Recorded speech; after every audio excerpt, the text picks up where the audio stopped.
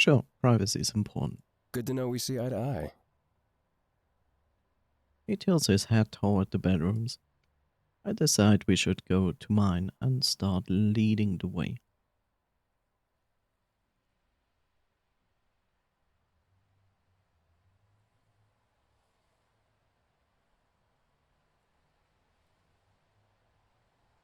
When we get to my bedroom, I close the door behind us. I know he wanted privacy, and I had no problem providing it. It reminds me of an airplane chat we had. Of the airplane chat we had. I hope everything is alright. Sorry, but you never know who's listening in. You're pretty close with Isaac, right?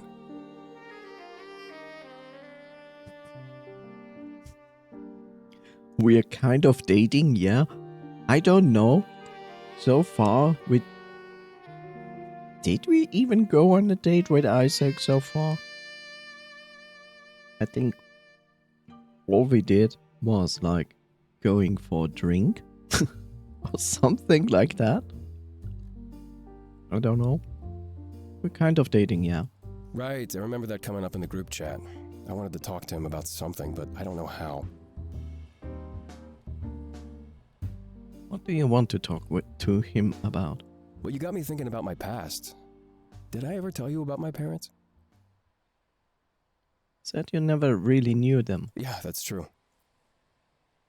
I noticed that he immediately changes the topic away from his collar. Whatever it meant and whoever gave it to him must be a touchy subject. They passed away shortly after I was born. But in the colony, everybody is family. So the loss never really hit me. I actually hated them, or at least the idea of them. They were the reason that I was stuck in the colony after all. But now that I'm in the city, I see things a bit differently. I think we are all seeing things a bit differently lately. While I was growing up, the other colonists told me one thing. They told me that my parents celebrated the anniversary of their defection. They must have been happy to leave the city behind. But why? But look at how hard we're fighting to get back in. We needed the help of Cypher and Hermes to even stand a chance. What was so terrible that they needed to run away and force this life on me? Good question. It's almost impossible to guess. Impossible to guess, sure, but not impossible to find out. Argus must keep tabs on people who leave the city. There's got to be some kind of record. But that's where things get a bit complicated. Normally, it'd be hard to track down specific people. Unless you knew the date they left. Exactly. I wanted to ask Isaac if he could look into them for me. You know, at his follow-up interview. Is that too much to ask? Or maybe selfish is the word I'm looking for. I just feel like it could give me some closure. It's normal to be curious about your family history.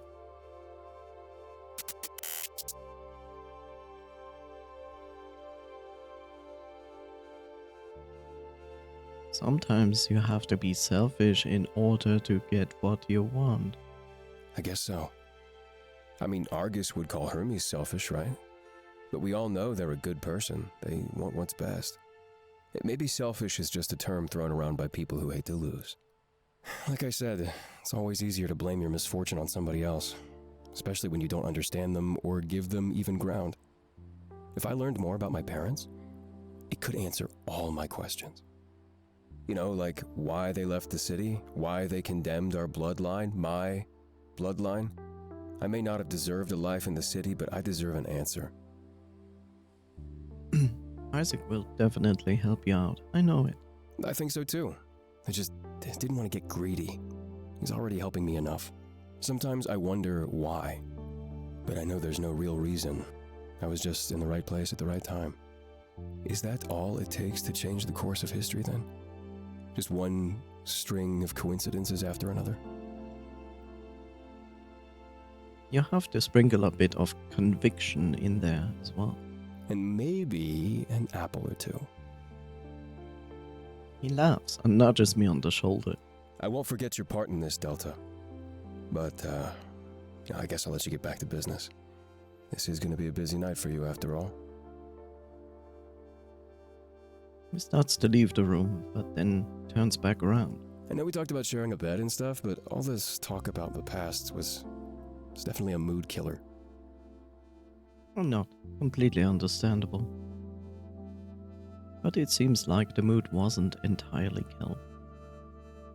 He steps forward and pulls me in close by the collar of my shirt. You've flirted with me at every opportunity.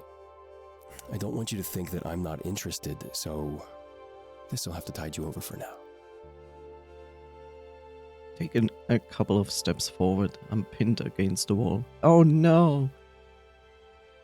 He gives me a piercing gaze, our eyes locked on each other.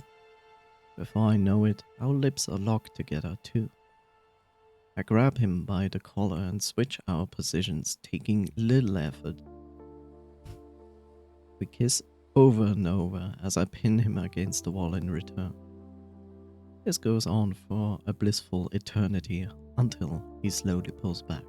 I can taste that booze on your lips. It's sweet. That sounds gay.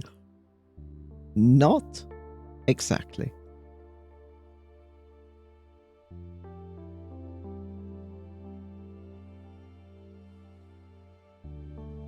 He runs his paws along the side of my face and smiles. With his paws still resting on my face, he gives me one more kiss. Until next time? Until next time. He leaves the room. He is stride both confident and happy.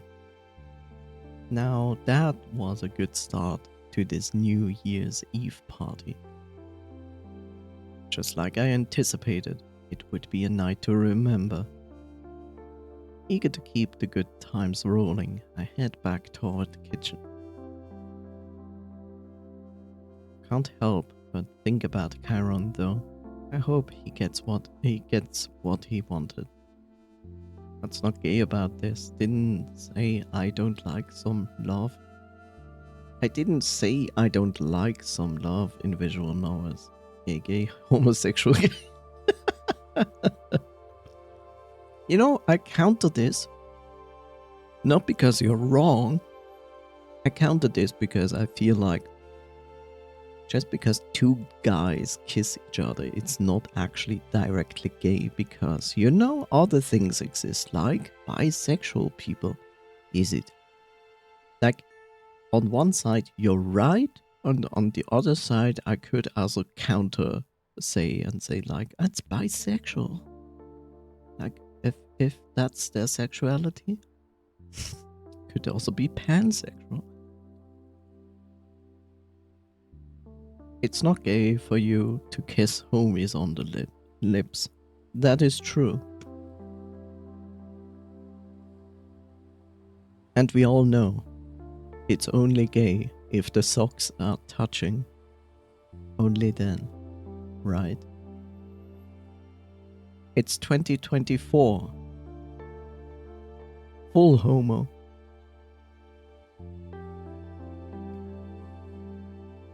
Not knowing about your family must be difficult. Even I'm kind of curious about them.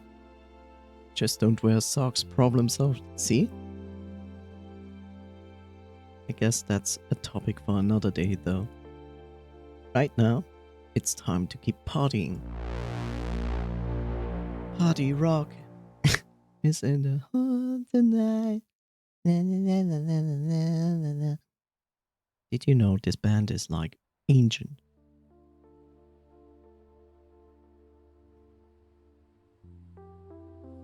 Sock companies' stocks starts plummeting.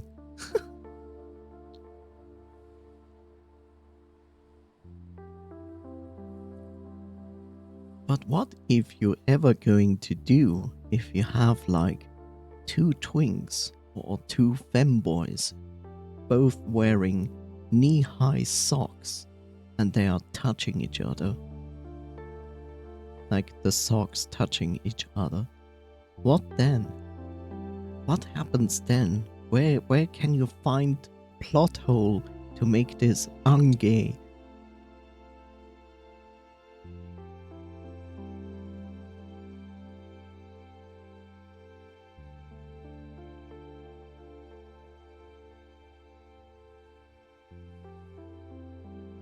I get it. It's only gay if socks are touching, but it's only two people. You can't ungay. The group is gathered around the kitchen table, sharing a second drink. You can cook a nice dish and no one call you a chef. But chef?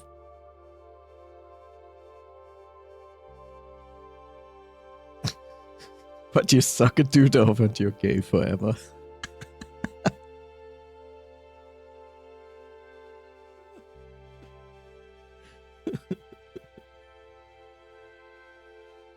You sleep once with a femboy and every femboy is going after you. It's terrible.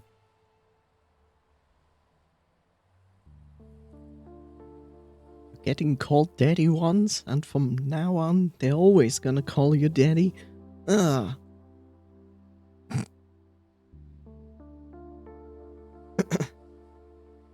What's going on? Oh, I see.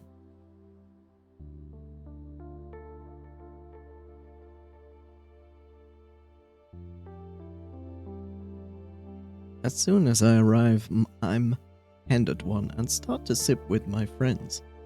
I wish I was rich enough to be a sugar daddy.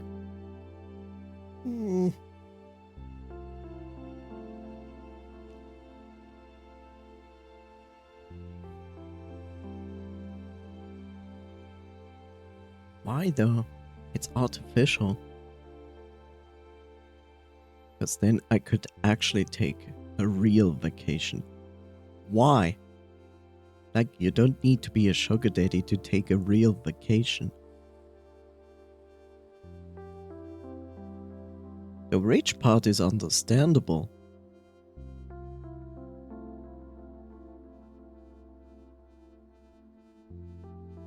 Vacations are expensive. Yes, that's why I said. The money is understandable, but you don't need to be a sugar daddy to actually take a real vacation. You just need the money. Don't need the artificial fake love by others. I meant that I wish that I can be rich as a sugar daddy. Yeah, okay. That I can understand. Still, comes with the artificial love. Which kind of sucks. Then just be rich.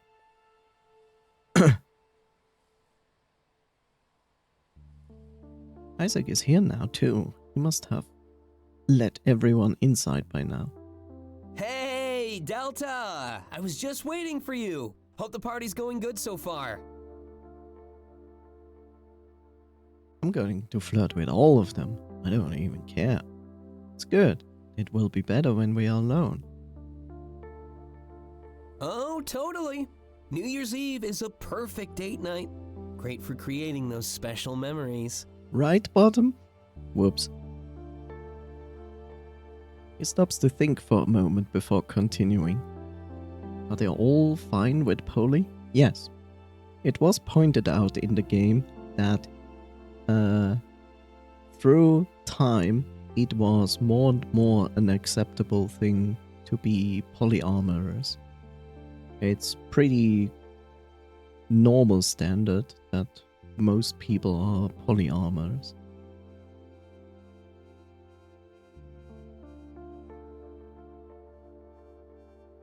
And if you ask for this group, yes. They are all fine with this. He stops to think for a moment before continuing. I've got that surprise all prepared too. Should we be scared? We should. We definitely should. No reason to be. I think you'll love it. Is this a big bad drag? Who are all these people anyway? There's no way you have this many friends. You'd be surprised. No, because it's not true. Ouch. Jesus. I've made a lot of connections over the years, you know. Normally, I don't let my worlds collide, but tonight is special. I asked him why he said he was waiting for me. Oh, right. My follow-up interview is all organized now. After that, I'm pretty sure this promotion is all mine. Yay! He holds up his drink. New year, new Isaac. We all sip. That's pretty awesome. When is it, by the way? That's the cool part. It's on the 5th of January. You mean Hermes Day? Is that what we're calling it now? It made sense in my head. Then, yeah, Hermes Day. Hermes Day! Man, I can't even notice someone who wants a relationship with me after high school. That's... Maybe it's cause I never bothered to look for a partner. You don't have to, unless you want to.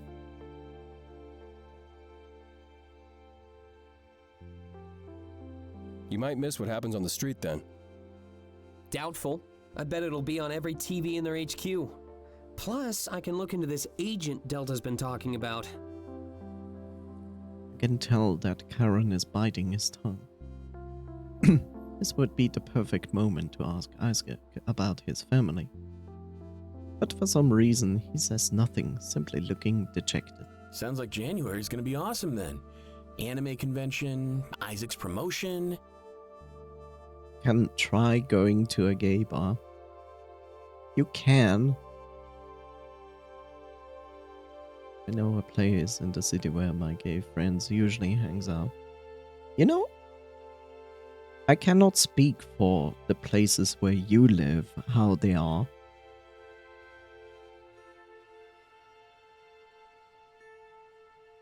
But I will be honest, like, I never got the chance to go with him because I don't drink.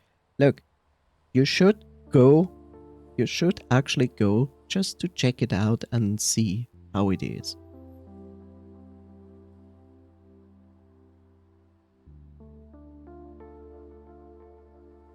You have literally nothing to lose.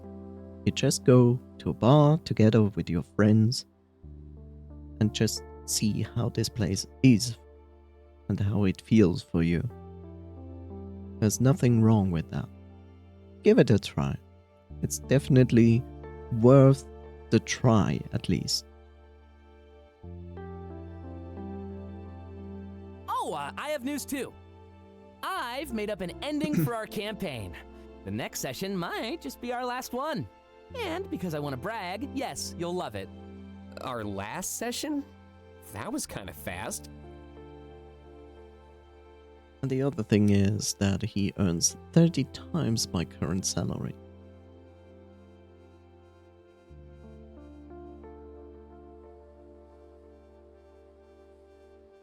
And have a way different social circle that I struggle to fit in. Okay.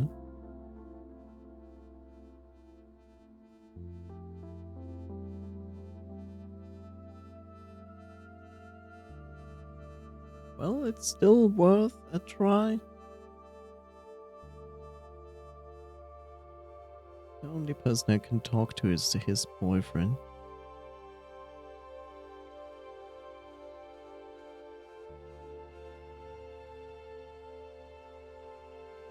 Still worth a try. They are only nerdy couple. They are the only nerdy couple in the group. Yeah. Look, you shouldn't look it at the point of like, do I fit in the friend circle? They hang out there in the bar. You have at least 2 people where you can say like, I can talk to them.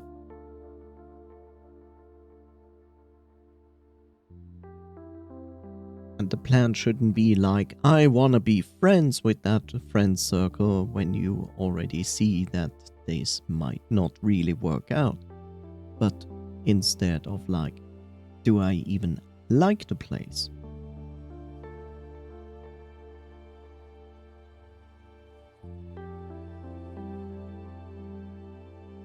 That's the other possibility. You also can go alone.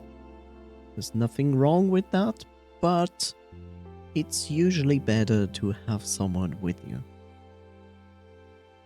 you could also just ask your friend or his boyfriend to go together with you there, and not with the special friend circle that your friend has. Just the two of you, or the three of you, or just you and his boyfriend. You know?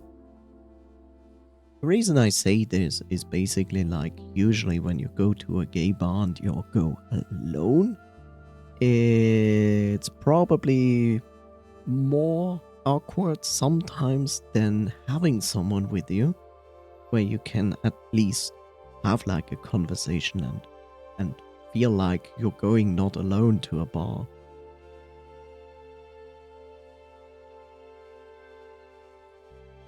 They can't do that anymore. They moved to Canada like a few days ago.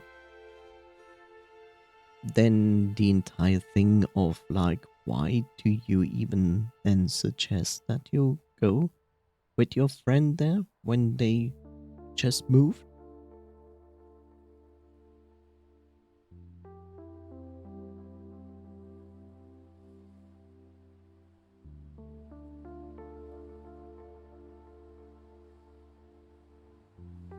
Because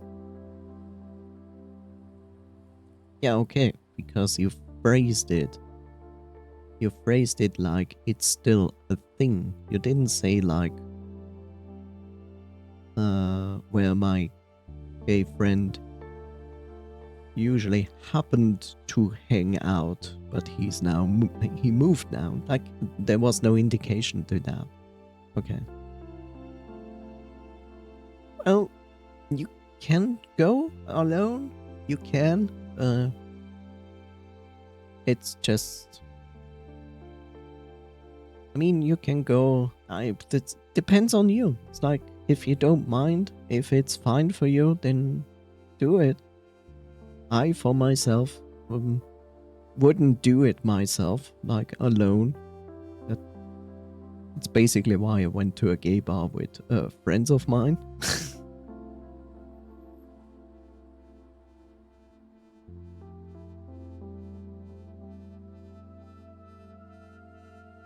A lot of things happened in the last few months.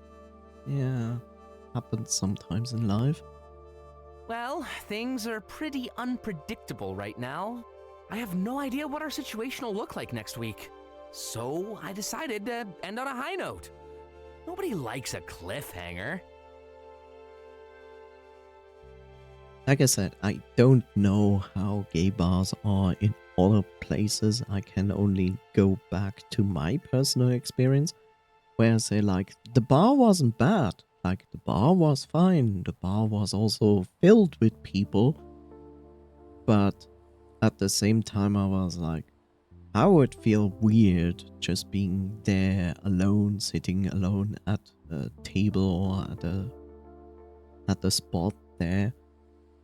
I mostly also didn't like it, but that's my experience. Like, I didn't like it because it was like, okay, it's this bar, people are here, we are here, because I went with like friends of mine, and okay, it's fine, we are here, we drink something, and then we left.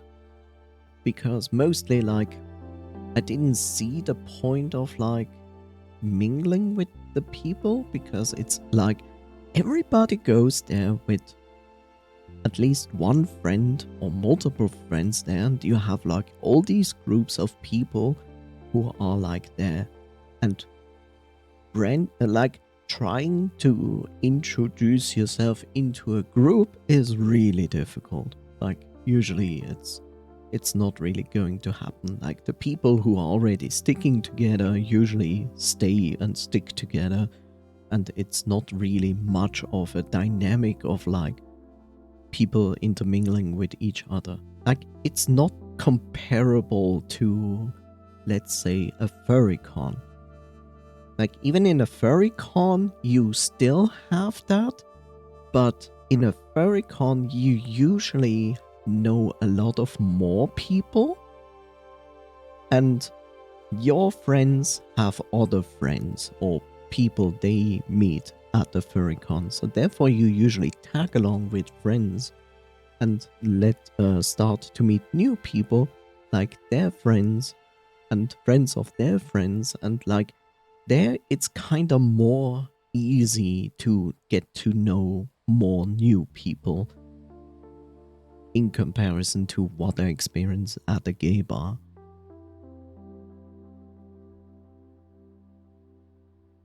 It's also the reason that I say, like, okay, that exists, but like where I used to live, there was like in the city, which was not where I lived, like I lived in an urban, a little bit away from the city, but like in the city itself where I was living back then, they didn't even have much of a scene there anyway.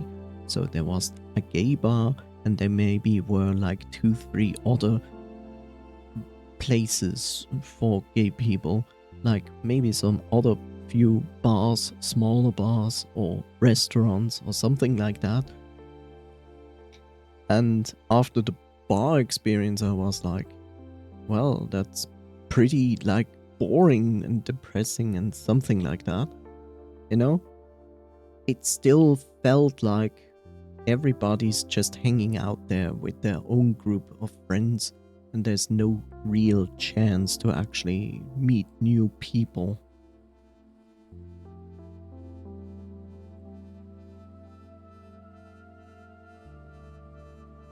I don't know, it's like, you know, if I would compare it, I would say like, imagine you have a cafe. Like, you have a cafe where you not only have coffee, of course, on like any kinds of drinks and small food sections and so on. Like something that's like bigger, opener, more open, where you just not only have like tables for the usual things when you go to a cafe and sit down, but also have like sections where people could just like sit down and just enjoy the mood, the vibe, or just read something, like, you know, spaces not dedicated to drinking and eating, something like that as a space for people of any sexuality, or maybe dedicated to LGBTQ stuff. That would be a far better place to actually meet new people and maybe come into talks with them than a bar. That's what I feel like. I feel like that environment is so much different, and people are more relaxed. They have all their own personal reasons to hang out there, and it just feels like more natural than a bar. A bar is just like everybody's getting drunk. It's like, I can also go to a Ferrycon and then everybody's getting drunk anyway. It's like that comes for free anyway. It's like that's not the problem. Yeah, I don't know. I always liked less the mood of a bar. I liked more the more casual environment when it comes to actually meeting new people. It's the same reason where I was like also sitting there, not related to the bar or anything, based on the experience I had with the bar and so on. I was like, I'm actually glad I'm in the furry community, because it's so much easier to actually meet people, be it online mostly at first or sometimes only, and then have the chance to maybe meet them because you actually visit them, or you go to a Ferrycon or a smaller meet or something like that. I feel like it's easier to mingle with people similar minded and with less awkwardness in the furry community in comparison to what I hear from other people who are like in the normal gay communities, where it seems to be like more like people are cruising just for a small flick and one night stand and stuff like that. I mean, sure, we have that too among furries, but it just feels like easier and more casual among furries in comparison to the actual gay scene. I don't know. It's like I never felt really comfortable in the gay scene at all. Like, it's really strange. Like, I basically also went like to Ireland, and in Ireland I was like visiting a friend there. And we went to like the LGBTQ section of the town, and we also went into a bar, and it was fine. Like, I was with my friends and we hang out and we talked, but at the same time it's weird to be there when you're not used to it. You have like people dancing on the roof of the bar, like almost naked, and then you have like people like making out in the sense of kissing, not actual sex. Like, just people like kissing, and like in the shadows and there on the stairs, and I don't know. To me, it was like, this is intimidating and kind of weird. But I'm not used to that because I was never the person to go out. Like, I was never the guy who goes out on the weekend and goes to party and clubs and everything. I did that for a little bit, a few times, but I never liked it. Like, I never liked it at all. And then there's the difference. Like, if I go to a furry convention and they also have, of course, like dancing floors and everything and so on, there I have no problem. It's fine. It's a nice environment. It's like, it's just such a different vibe, at least to me, when I compare it, a furry con, to any other similar situation outside of that. I don't know. It's just me. I cannot speak for anybody else. It's like, that was just my personal experience. I just have this tendency of like, well, I meet people online new. Maybe I have friends and they have friends, and I meet their friends and so on. And then at some point we might even meet in real life, hang out, have like a nice hangout session and so on. Like, nothing like with pressure or anything. Just hang out, have a nice evening together, even if there's drinking involved. And it's so much more relaxed and just okay than anything else. Maybe I'm too much of an introvert to see the appeal of going to unfamiliar places alone. That could be. There's also nothing wrong with that. Like, in the end, you shouldn't just go somewhere because you feel like you have to. Like, there are other ways of meeting people and then coming actually together in real life. Like I said, even these days, it's easier than ever, right? You meet people online, and then at some point you might start to want to visit them, or they visit you, or you go both together to a meeting or a hangout or a con. It's so much easier and it's so much more relaxed because you have always the possibility of saying like no, right? And then there are other people, like other people don't mind. They just go party in clubs and whatever, and it's just their thing. It's like, if it's not your thing, then don't try to force it upon you and think like you need to like it because other people do. Do it in a way that is comfortable to you, where you feel safe and secure and you are okay with it.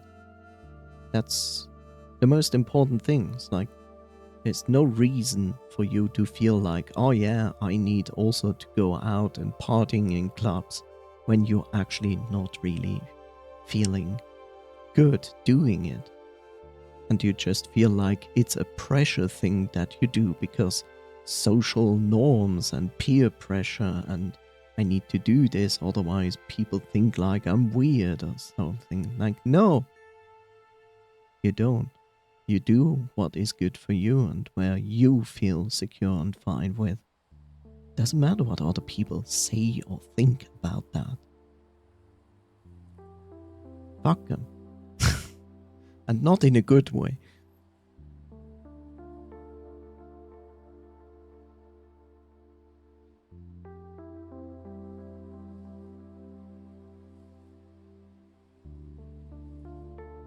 So yeah. Just that I do feel like I have never partied like what my other friends who are very social. Yeah, but there is no rule that says you have to. It's not your thing. That's okay. You don't have to do that. It is just dumb social pressure. You don't have to follow suit of that. If it's not your thing, you're not comfortable with, don't do it.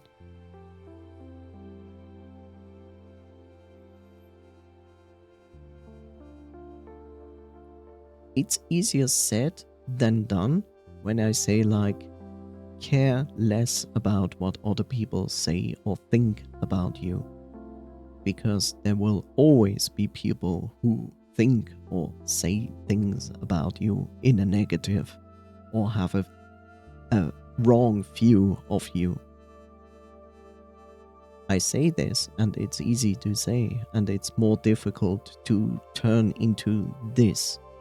But I say like it's not bad to have this kind of hide of saying like I just don't care if they think that.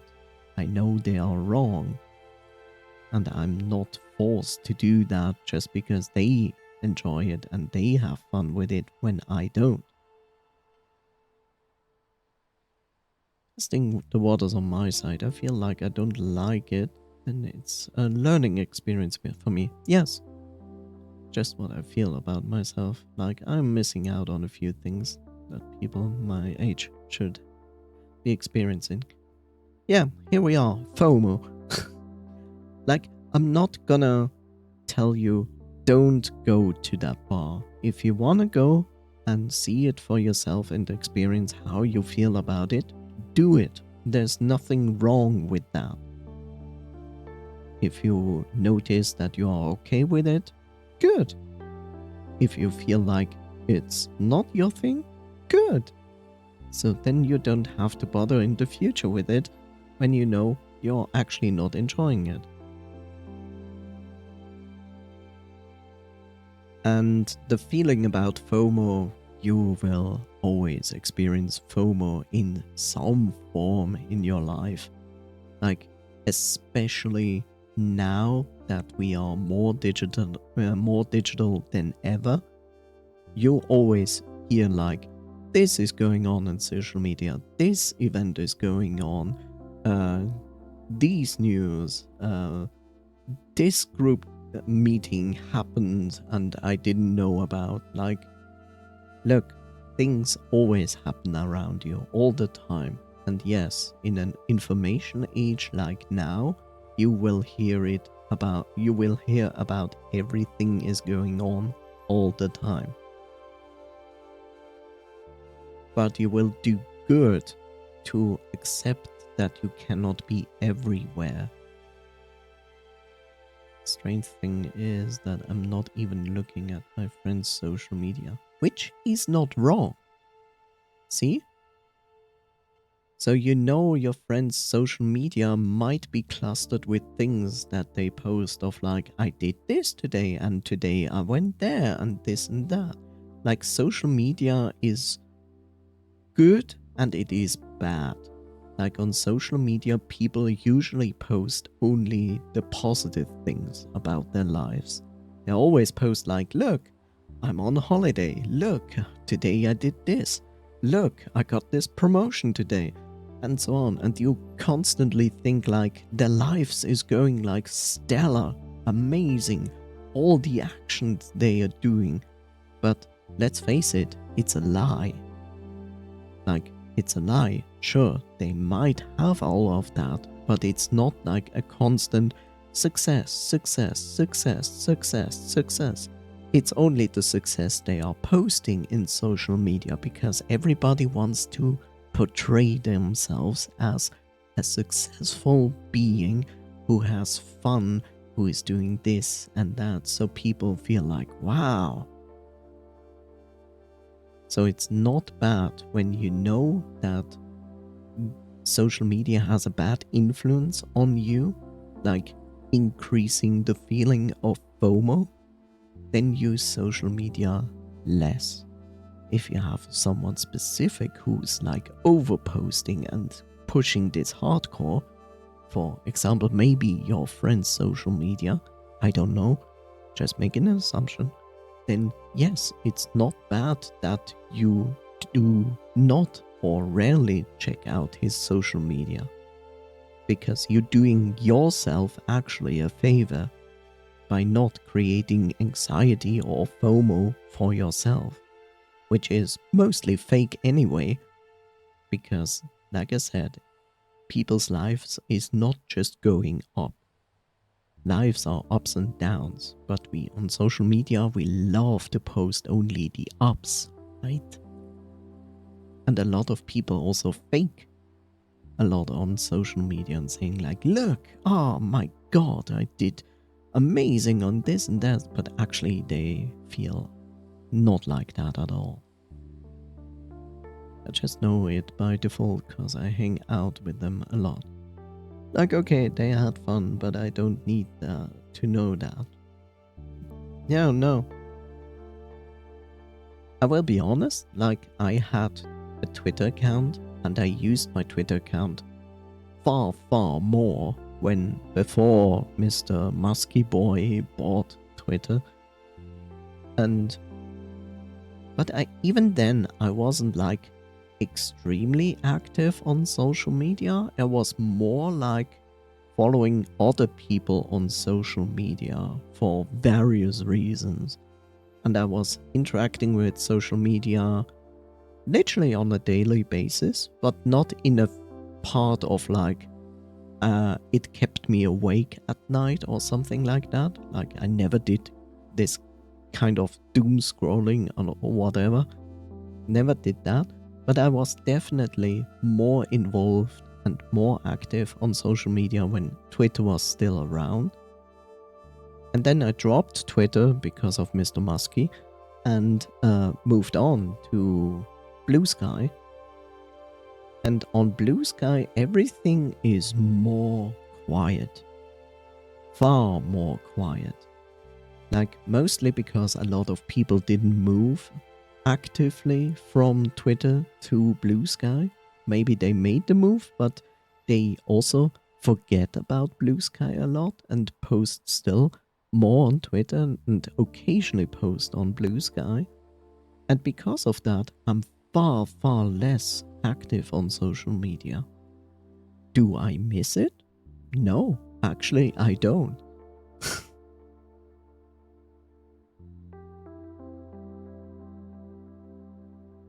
It's much better to hear my friends' stories face to face. Yeah, see?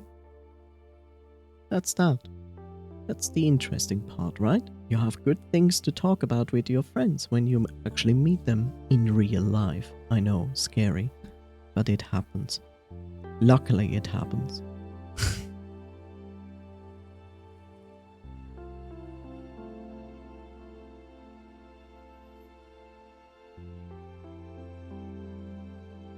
It's one of the downsides of the digital age, right? People become more lonely. They just tend to talk with people online, not really actually caring for relationships with friends in real life.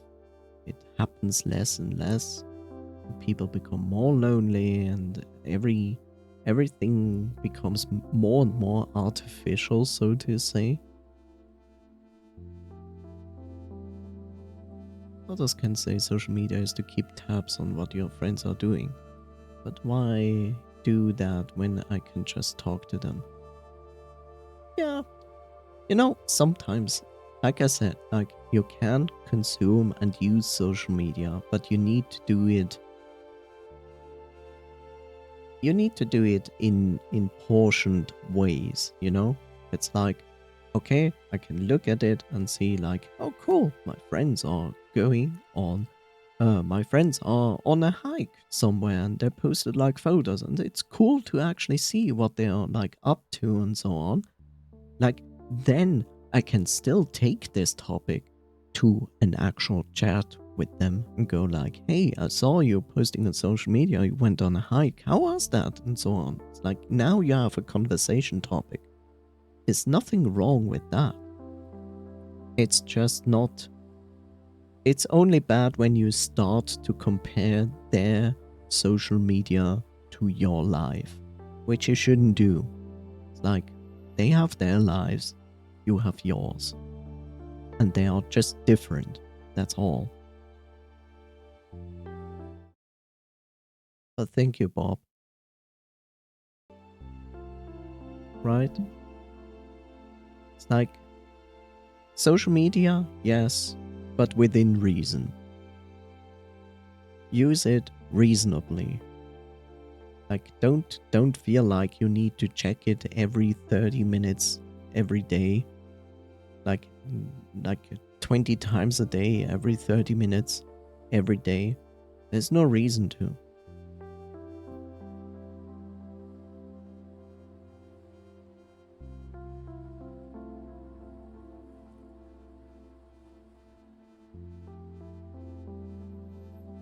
But like you said, it's like, it's better when you have friends than if you have the chance to actually meet them in real life because they are locals, then meet them. Hang out with your friends. It's so much better. In the end, you're a being and you're also a social being. And you should never forget that. Because socializing is something that is important to us. And you should do it.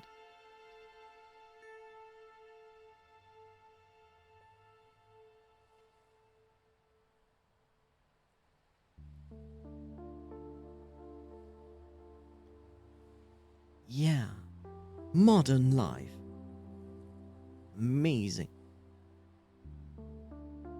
But yeah, I get it. I absolutely get it.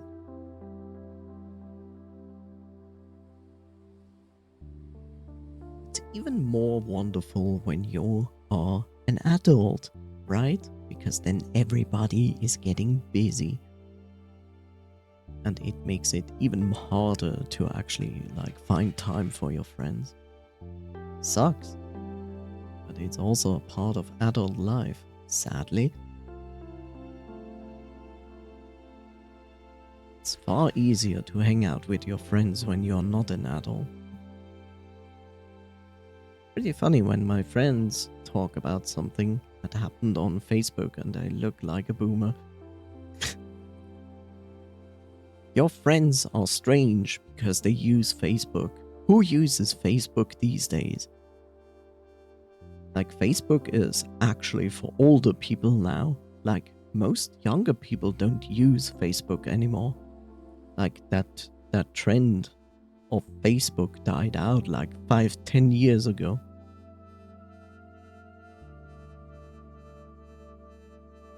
I still find it hilarious when people go on Facebook, and I'm like, nobody uses Facebook anymore except your parents.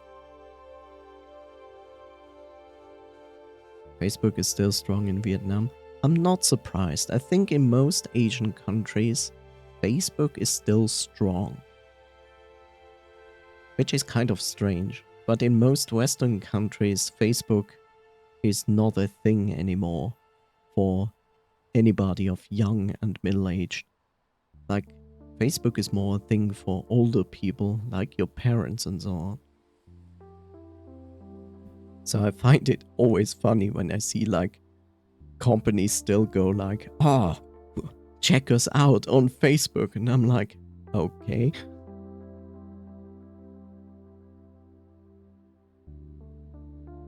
They didn't adopt any new social medias like WhatsApp.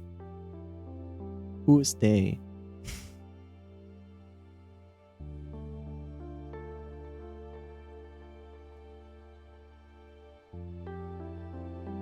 Define they. That's fair. It was only a test run anyways. If it goes well, I can plan a second one. I'm thinking bigger and better is a good mindset to have. Bend over. Vietnamese. Vietnamese didn't adopt any new social medias like WhatsApp. Isn't it like more or less normal to use something like Line? Isn't Line like the biggest thing in Asian countries?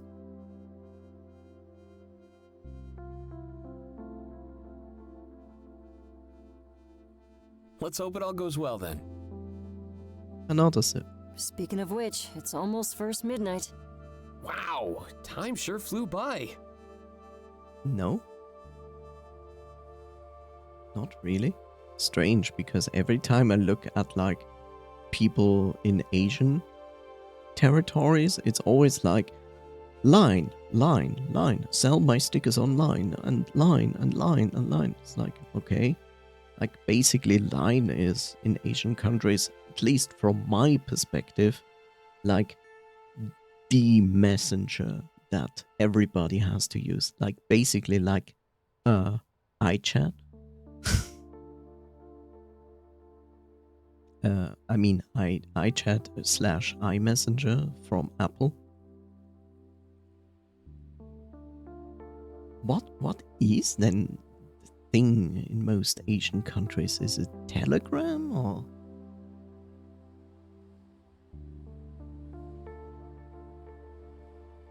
I'm curious. You were watching the door for a couple hours? Sorry.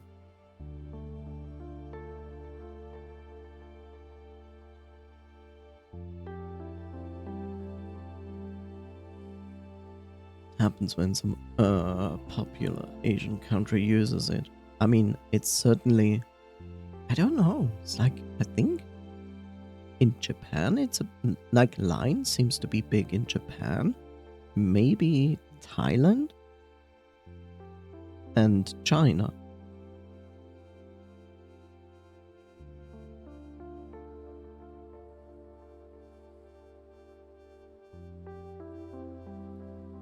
So in your country, the biggest thing is Facebook Messenger? Or what? Or is it something else? Fair. At least I didn't miss anything important. Should we head to the backyard? The live music will start soon. Asia is more than Japan and China.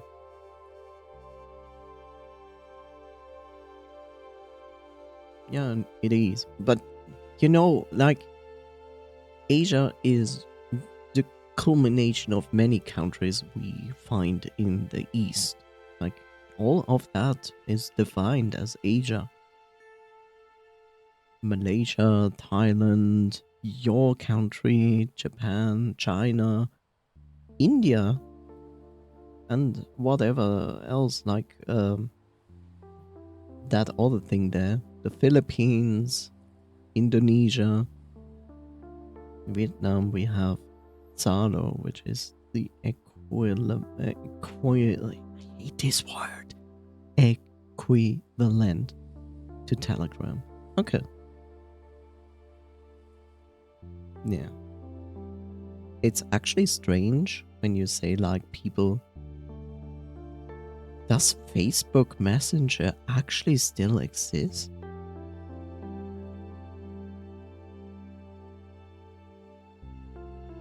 I think Facebook Messenger still exists, right? Online became popular. We used Zalo for work because they have some useful functions for it. Okay. What kind of live music did you hire? Nothing too fancy. Just strings and stuff for slow dancing. Strings are the definition of fancy. Don't worry, I'm the follow-up act. Got a nice song picked out too. Oh, right. I forgot about that. Hey, thanks for following through on your promise. Anything for you. They tap their drinks together like a toast. Unless the company meta just disappear, I don't think Facebook is going anywhere. Yeah, the Facebook is not going to die out. I'm perfectly aware of that. That makes no sense. Like, you don't gonna burn down Facebook for just because you have now Meta, which is also not a successful company anyway. But yeah, I'm actually surprised, like, why WhatsApp didn't, like, lift off in your countries, or those countries among you, like next to you and so on. It's kind of strange. What is happening in Japan doesn't mean all of Asia is also expecting it. Yeah, that is true. It's just the perspective. Unless you're talking about crypto market. Look, the thing is this. Whenever I was, like, in the realms of Asian websites and so on, everybody was always talking about Line. That's why my impression was, okay, seems like Line is the WhatsApp of Asia.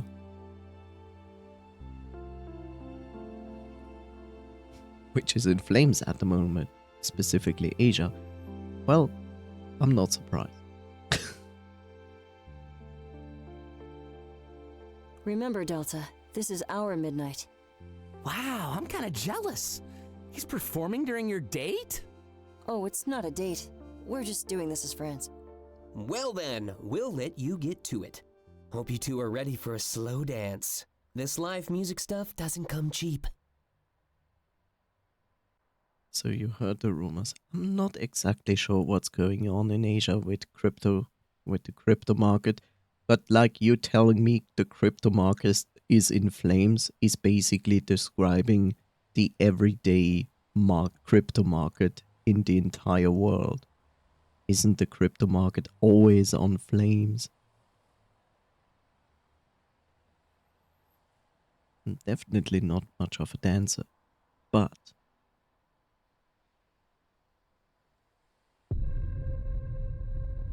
what's with those screens? First midnight. Place Heart to Heart 3.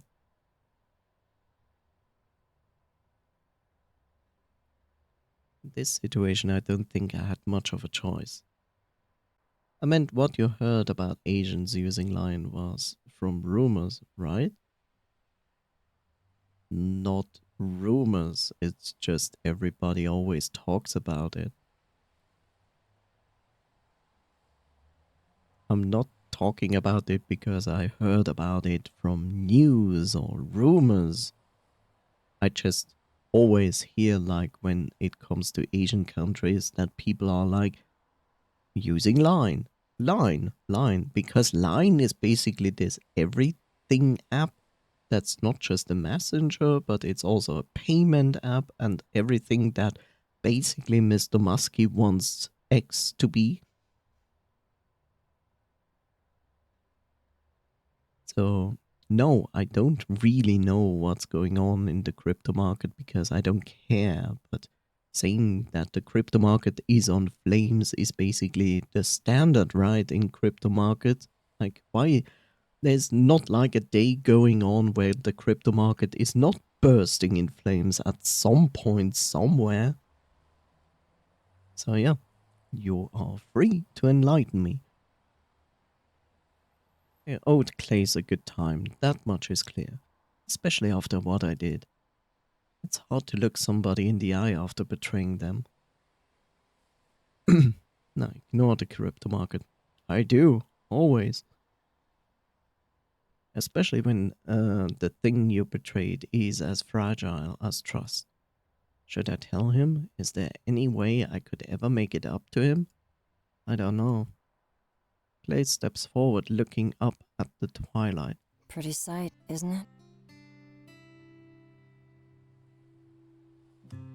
Not as pretty as you, actually. Wow, I was right. You really do have a silver tongue. Yay! About line, I don't think that's any different from rumor. I mean, people talk.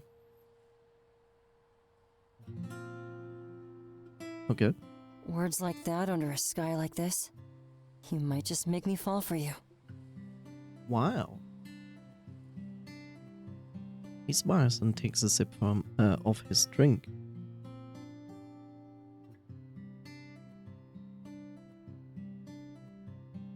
Suddenly, memories of his room flood back into my mind. Yay, anxiety!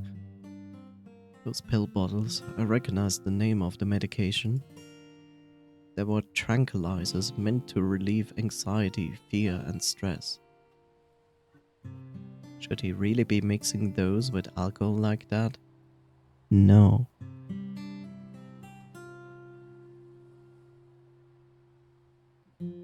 Either way, a lot of things started to make sense in my head. Ever since he arrived, he's been so calm and soft-spoken. Definitely a far cry from how you would imagine a pop star to be. Isn't that how they create poison? No. But if you take any kind of medication and alcohol, you create problems. It doesn't matter what medication you take. You do not take medication and alcohol. You do not. And in this case, it's also a medication that makes you more calm. And more calm and alcohol is a very bad combination.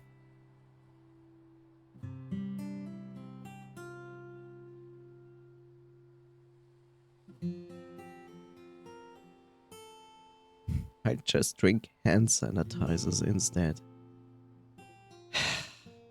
Coffee. No. Now I know why, and also why I've seen him zoning out a lot. Eliminate 99% of germs and bacteria. Listen, coffee siphon. Leave that to the conservatives. Okay?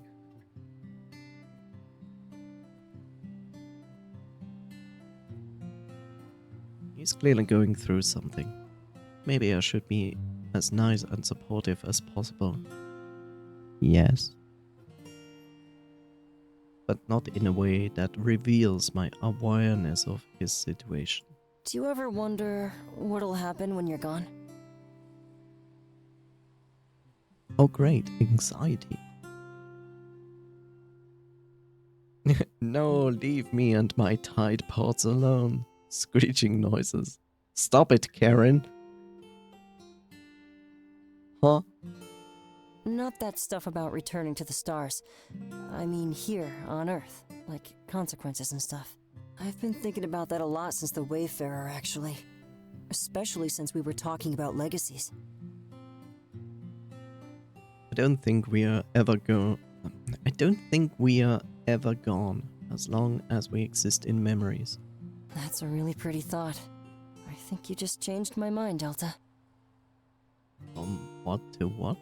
Well, I thought my legacy would be my music. And when I was gone, people would listen to my songs. Which is true, but it's not about the songs. It's what they feel while they listen. Music has always been about sharing emotions with the world. Helping people work through their tough times, giving them happiness, hope, and maybe even love. That is true. Okay. So I think that's it. My legacy will be in the love of those I left behind. And by sharing it, they can make the world a better place. So, it's not about my music. It's about me. And my effect on people. Takes another sip, and we stand there staring at the sky. You know, I've got a few people up there, in the stars. I can only wonder, as they watch, if I've made them proud.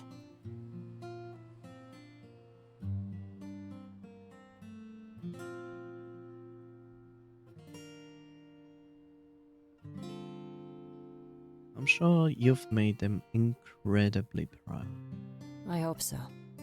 Every single day. I'll have to ask them when I see them again.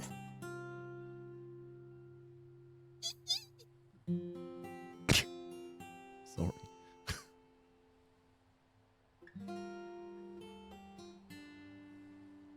Stop it.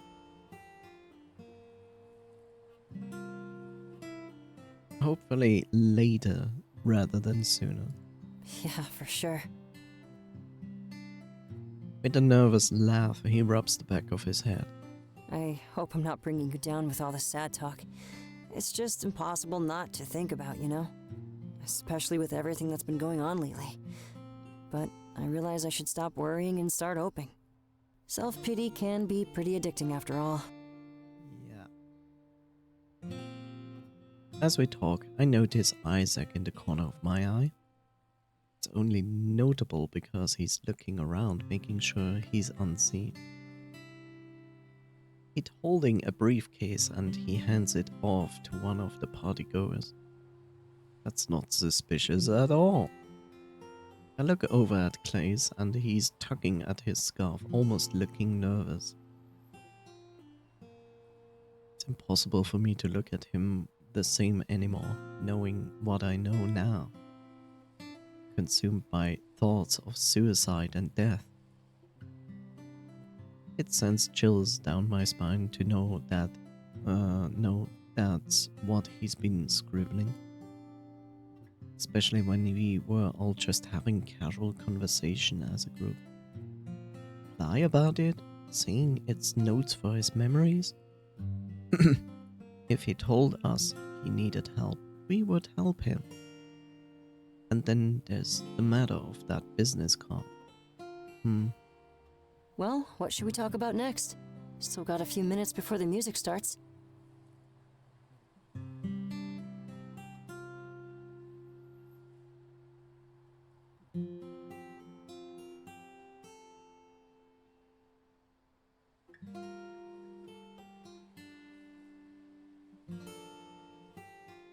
Enjoying your hiatus so far? Oh, totally. It's nice to be free from the label. They've barely even talked to me lately. But that's exactly what I asked for. I have to admit it's a bit weird to be free like this. Usually they plan every minute of every day. So this whole go-it-alone experience is pretty exciting. I do run out of ideas on what to do from time to time, though. But when that happens, at least I have people like you. He smiles and finishes off his drink. You know we're gonna have to dance, right? A bit slower than I'm used to, but I can deal with it. I know. Looks like Isaac was going for some fancy waltz-like atmosphere, of course. In fact, I can see the musicians setting up their instruments. This must have been expensive. How much does Isaac make anyway? This house, this backyard, this event? Argus must pay their employees well. I really need to get a job. They're jerking our gerbs. Maybe he can hook me up after everything blows over. Kinda sounds cool when I think about it, working as a team. Just remember, left, right, left, right. Follow the flow of the others.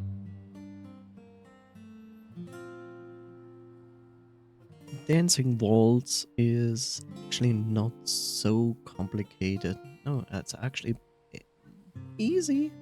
It's just that you need to know where to put your feet. Let's not be the type of duo that disrupts the dance. It's a social faux pas, and I'm not here to get judged. That's fair. I would hate to get teased. Dance! An actual dance with a noise. Start to wonder why nobody recognized Clays though. Not even a single glance in our direction from the partygoers. Surely a pop idol at the party was bound to cause a stir. Feels odd, and I can't quite shake it off, this feeling. But I guess it's not really worth worrying about. Band is in place, and the people start gathering in the backyard. Looks like the dance would lead into midnight, and then Clays's performance. I have to give Isaac some credit for being so thorough in this party planning. Looks like it's time. And Clace is for tame in the roleplay parts. Yes.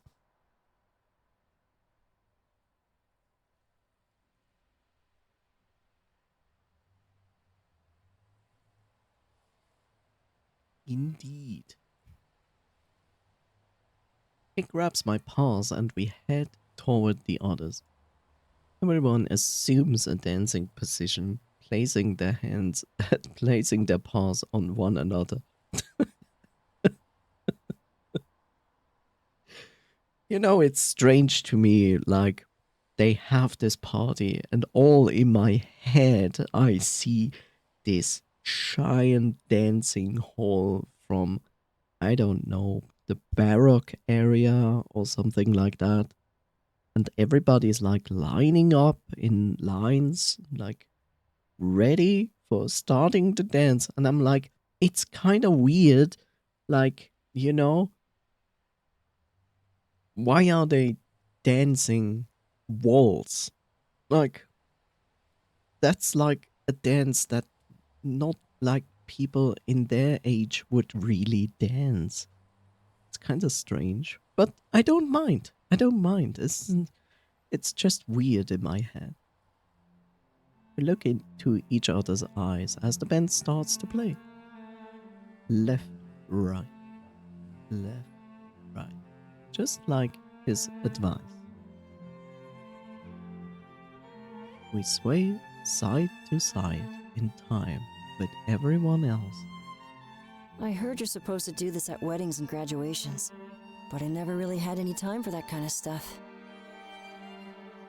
Kind of, yes. After that talent show, my life went in a completely different direction. I only know how to do this because I watched some videos online. which is smart. Like these days you can learn many things from YouTube videos alone.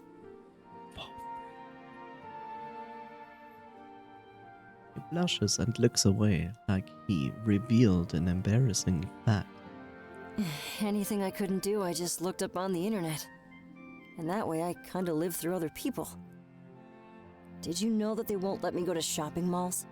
Too much of a security risk or something like that. So there's this one channel that I love.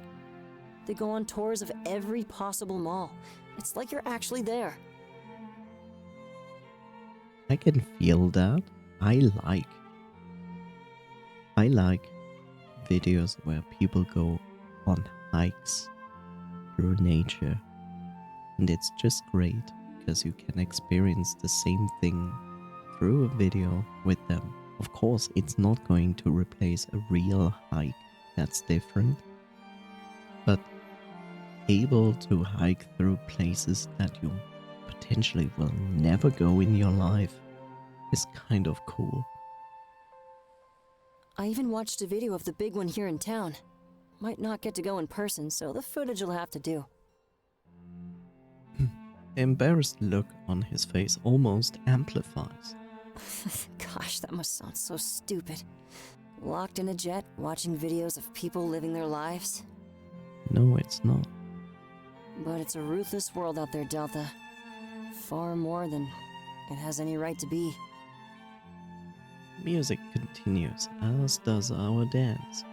Just a little hiatus. Yeah, right. All I did was whet my appetite for more. But I can't really get greedy, can I? Sometimes you gotta take what you can get. He smiles at me. I'm just glad that I got to make some memories with all of you. A group of friends I can trust and always hold dear. Trust. Trust. That word hits me like a knife in the heart. Until death, right? That's the pact you all made? I nod. Then I'll be a part of that deal too. My heart starts to race and I'm overcome with emotions. Emotion.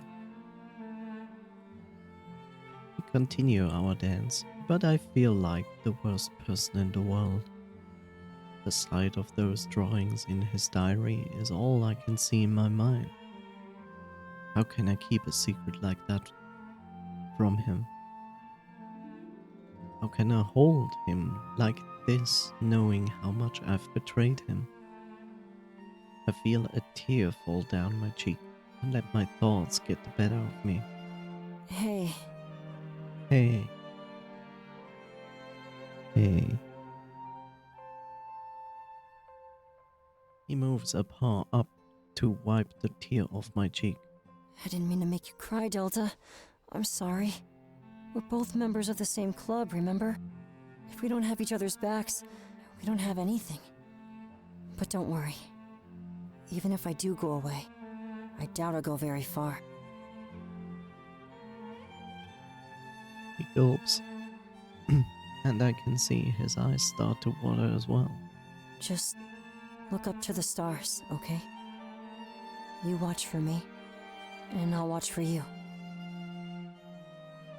Music slowly stops, replaced by the countdown to midnight. 3, 2, 1. And a rigorous applause fills our ears. Or rigorous, I'm sorry. We remain close, our eyes still locked. Happy New Year, Delta. Thanks for being part of my best one yet. And let's make sure this next one is even better. We remove our paws from each other, bringing an end to the talk. Bringing an end to the moment. Wow, I fluffed up that sentence. Good job. The dance is over, and everyone goes back to their social groups. Now kiss. It's not gonna happen in this part. It was nice to see everybody so united for once, moving in harmony. Just do it. Guess that means it's time for my performance. I hope you stay and listen, or I might be offended. He smiles and runs off to the area the band performed in. Isaac is there, and he helps Clays get everything set up. I wouldn't want to offend him, so I decide to stay and listen. Stay and listen.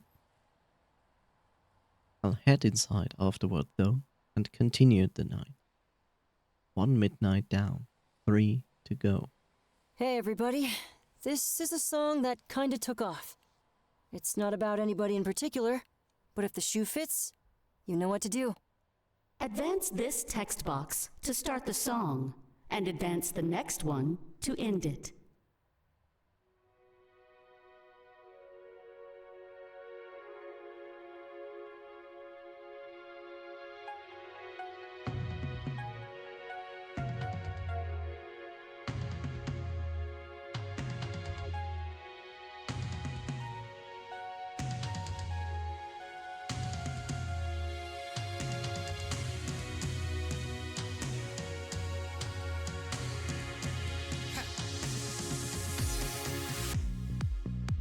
You came into my life, that's when I saw you, and I knew I wanted to get close.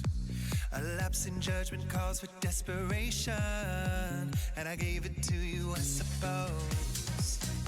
But that's not the way the story goes. You're only love without the clothes. My realization is getting close. Tore down the wall, stood in the doorway. Say what they all say, lies and stories.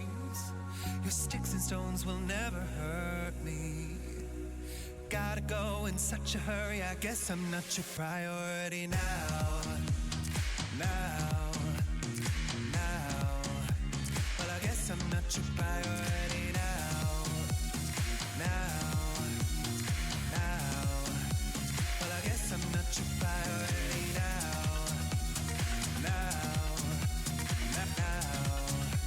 Well, I guess I'm not your priority. Well, I guess I'm not. Well, I guess I'm not your priority.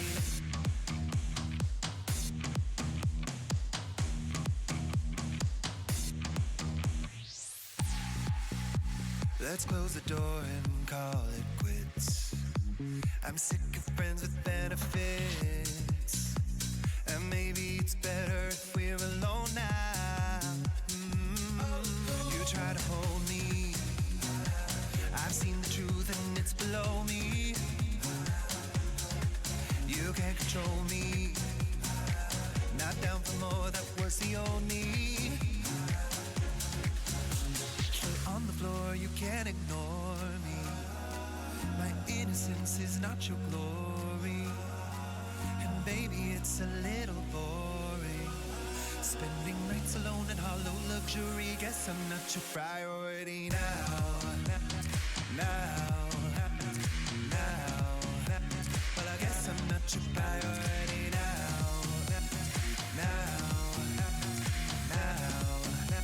Well, I guess I'm not your priority now.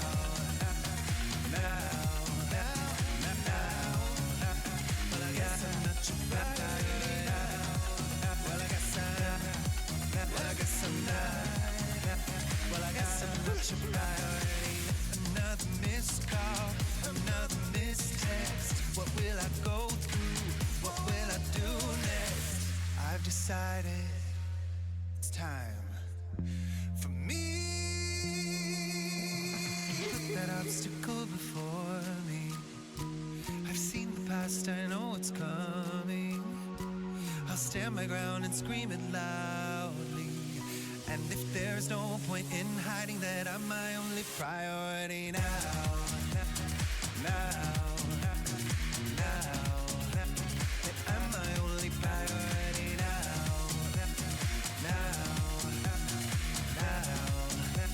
That I'm my only priority now.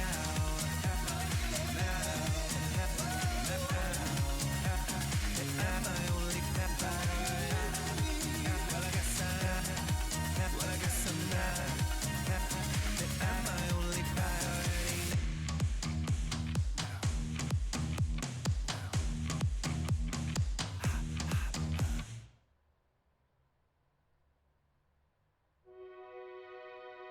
Like I said, I think Clays also is an actual singer. This song, by the way, is on Spotify. Banger song. What the hell?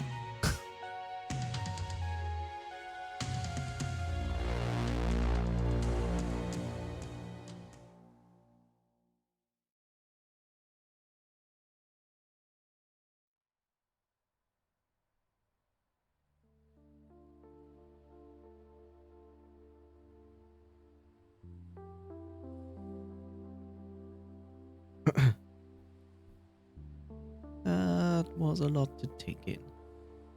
Looking at Clays talking to him after what I've done, my heart starts to race as soon as I get back to the kitchen. I hate how I'm feeling tonight. There's so much stuff I want to say, but it feels like I can't. Like there's this voice in my head stopping me. Doubt, anxiety, paranoia. I feel like seeing that agent was a tipping point for me. Like some level of denial present in my mind no longer existed. In that one moment, everything hit me all at once. Things haven't felt the same. I shouldn't be standing in the kitchen like this. I'm clearly starting to show signs of panic. I need a breather. Slipping out the door in the back of the kitchen, I entered the garage. Or at least what I think is the garage, since I can barely see anything. But that's what I need. A moment of silence and darkness. A moment to focus on my breathing and calm back down. I think about everything I've done and everything I've seen. Part of me thinks Clays would forgive me for what I did. And when it comes to Isaac, he's never lied to me before. I feel like my future will be determined by the nature of those around me. Would Clays be able to forgive me for invading his privacy like that? Is Isaac telling the truth when he tells everybody to trust him? He must be. I always feel safe when he's around. That comforting thought is enough to calm me down. Besides, we only had 5 days until Hermes took action. It's just like Karen said to me. The first doesn't matter if an avalanche follows. 5 days from now on will be the least of Argus' problems. If all we had to do was last 5 days, then I think we'd be fine. Just trust in Isaac. Go with the flow. Spend time with your friends. Trust in Isaac. Go with the flow. Trust in Isaac. My eyes start to adjust and I realize I'm not in the garage. I'm in Isaac's workshop, that one place I wasn't supposed to go. I instinctively go to cover my eyes, but then it's already too late. I can immediately see why he didn't want anybody in here. Dozens upon dozens of Argus drones line the garage. On the workshop bench rests a large stack of briefcases, just like the one I saw him hand out to one of the partygoers. Dimly lit monitors line the wall, showing live footage of the house. At least it appears to be live. The date and time match up perfectly. But in the footage, the house is completely empty. I know that's not true since I can hear the party roaring. Is it fake footage? I gulp. This was clearly none of my business. If it was part of his surprise, I can't even begin imagine what it would be. Or maybe it wasn't even a surprise. Maybe he was just hiding this. Turn on my phone to look at the time, and I realize that it's almost second midnight. I'm supposed to spend this one with Tyler, if I remember correctly. I quickly leave the garage, trying to forget about what I saw. All I can do is repeat my earlier thought like it's a mantra. Go with the flow.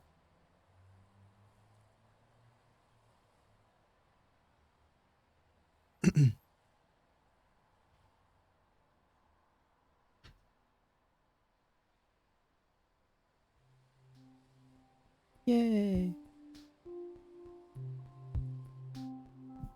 I return to the kitchen, calm and relaxed. Looks like nobody saw me enter Isaac's workshop.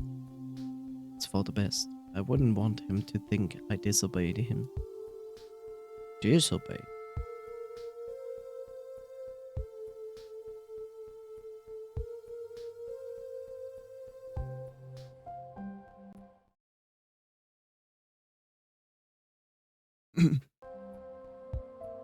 If he took one thing seriously, it was his hobby. He made it as clear as possible since the day I arrived. I've done my best to respect that so far, and I had no intention of slipping up. But you just did. I opened the fridge and grabbed myself another drink. This whole 4 midnights thing was pretty cool. Taylor had a good idea. When I closed the door to the fridge, that's exactly who I see behind it. We lock eyes. It's clear that he was trying to startle me. But if he wanted to scare me, he'd have to do better than that. Well then, you passed the test. Sorry. What test? I didn't startle you. That means you're innocent. Innocent? Only people with a guilty conscience would jump. Trust me, it's a tried and true method. Somehow, I doubt that. Well, I sure shocked Isaac. And Dante just assumed a fighting stance. Did you know he's actually trained in self-defense? So when he says he wants to fight, he totally does. Interesting. You're blocking the door, by the way. I came here to get another drink. Oh. I move to the side, and Taylor opens the door. Without hesitation, I slip behind it and hide. It's not gonna work. I know you're there. Closes the door and smirks at me as he cracks open a beer. Besides, you already know I'm not innocent. And I can think of far better ways to show it off. Oh, is this the night we sealed the deal? Can you think of a better night? There's romance in the air. I can smell it. $10 says Isaac is planning something. He smirks and takes a sip of his drink. Oh, wait, I forgot. We're doing second midnight together, right? Maybe I should grab a few more drinks. Liquid courage. And not, at least that was my recollection of the plan. He opens the door again and grabs some more booze. Wanna head to your room? Some privacy would be nice, that and it's getting pretty loud. How about we go to your room? Oh wait, you don't live here. That's true, first midnight must have set things off. Party's roaring and the booze is definitely flowing.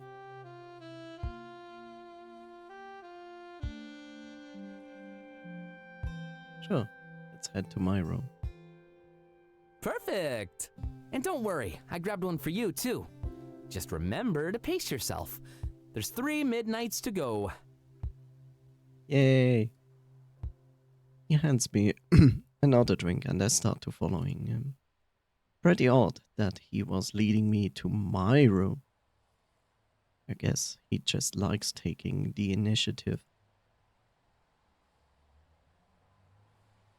Yeah. As soon as we entered the room, we put the drinks down on the nightstand.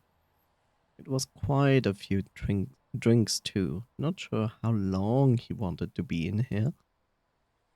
Look at the time and there's still quite a while until we hit second midnight. Socializing can be so exhausting. It's a lot harder in person compared to my chat. Right? Perfect chance to suplex him into a wall. Or on the bed, which is probably better. Hope you don't mind taking a breather with me. Oh, also, thank you for letting me use your room. Is that true, Chad? He sits on the edge of the bed. Maybe. I would have asked Clace, but he started locking his. Can't blame a guy for valuing privacy, though. Clace started locking his door. I'm pretty fond of my private life, too. It's why I only ever hang out with the core group. Nights like this really make me realize how comfortable I am with all of you. Throw some strangers into the mix and all of a sudden I can barely talk. I guess everyone has a comfort crowd, though. But I gotta step it up. I'm hosting a panel at the con. Yay! Con panels. And streamers on Twitch are going like, I'm going to TwitchCon, yeah. I'm going to do a panel, yeah. Or I'm going to TwitchCon, yeah. Yeah, we know how that ends. Usually with a high probability of getting Cron cut. But then again, that happens also to furrycons, right? He's hosting a panel at the con? Sit down beside him and we continue chatting. Yeah, streaming 101. That kind of stuff. A lot of people ask me how they can make it. Yay! But it's not as simple as all that. If there was a formula, then everyone would be successful. I hate to brag, but I feel like my personality is a big part of it. True. I mean, they choose to watch me over everyone else. When I try to list some reasons, that one just rises right to the top.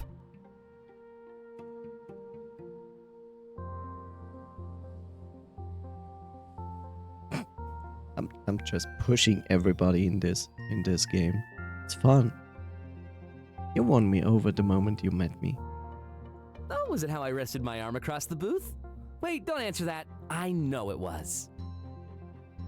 No. If I knew you felt that way, I would have actually pulled you in. But you gotta get a gauge on things before making a move.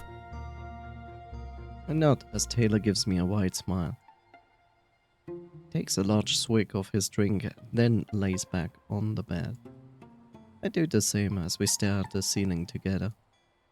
He sighs before quickly reverting to a previous topic. People are the worst sometimes, aren't they? No. All people are wonderful. Oh wait, I'm lying. It's so much easier when it's username scrolling past my screen. At least then I have some time to rehearse my answers. Come to think of it, I've never seen Taylor interact with people outside of our group. But given everything I know about his past, social issues don't surprise me at all.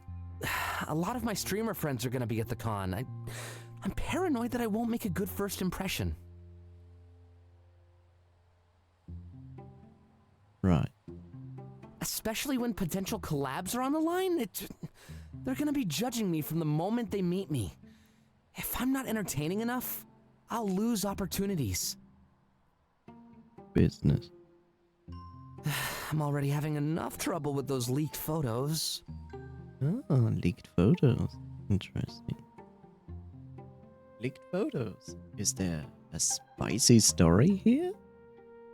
I wish. It's actually a lot more embarrassing than that. Oh. Some photos of me as a teenager were leaked, back when I lived in a group home. And? I was a lot bigger back then. Huge, you could say. Doesn't clarify whether he means muscle or fat, which is interesting.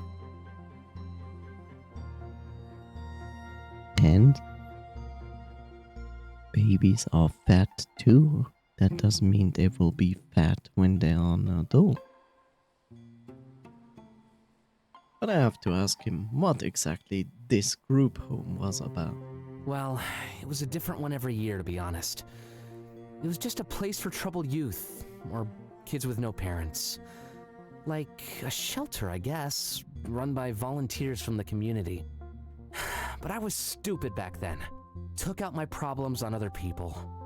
I guess I was a bully if we're putting a label on it.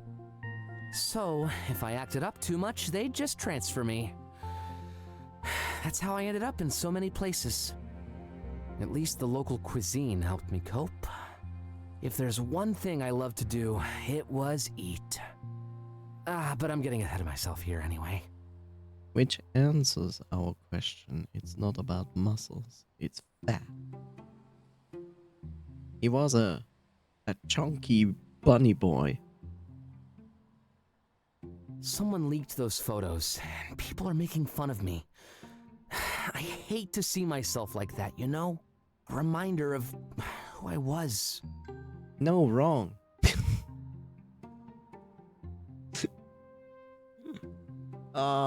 This is what I call the artist complex.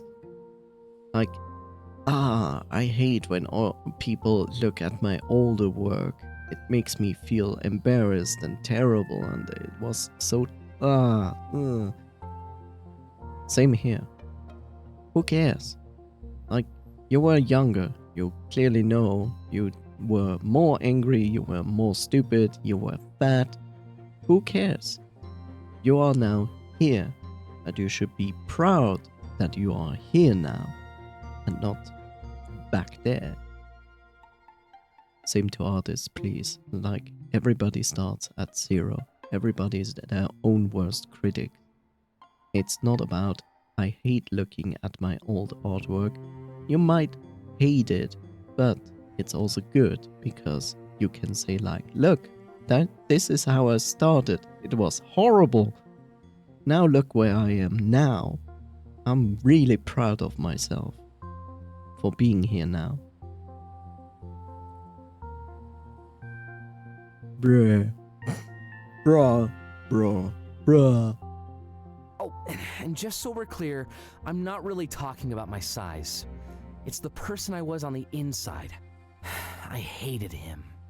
But I guess maybe I deserve this. I bullied a lot of people. Didn't make their lives any easier. It was only a matter of time until someone from my past came along. That's true. We can never outrun our past. You seem to be doing a pretty good job at it. In fact, I barely know anything about your life before Toronto. Not that I'm entitled to anything, just an observation. He grabs his drinks and sips it, even from this weird angle. Want to know how I lost all that weight, Delta?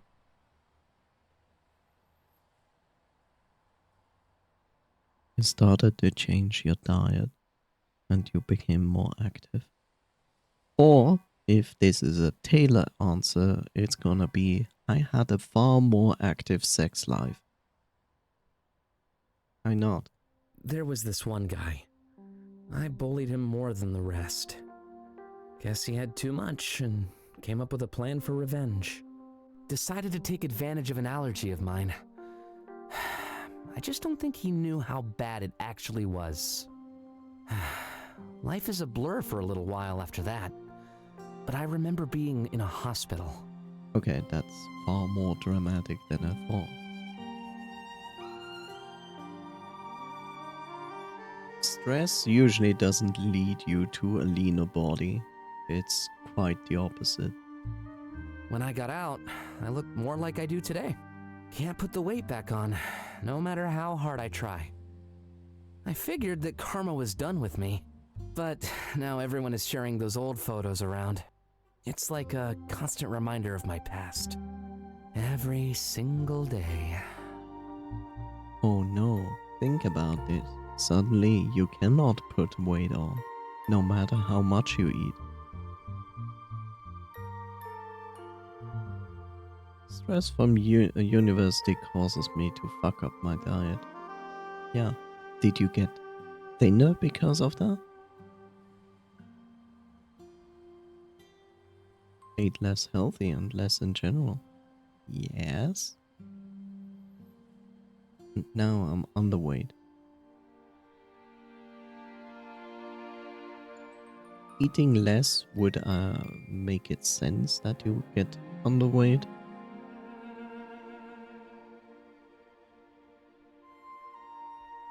Well, it does matter. Like if you eat less, then it doesn't matter too much if you eat healthy or bad. So yeah, underweight sucks.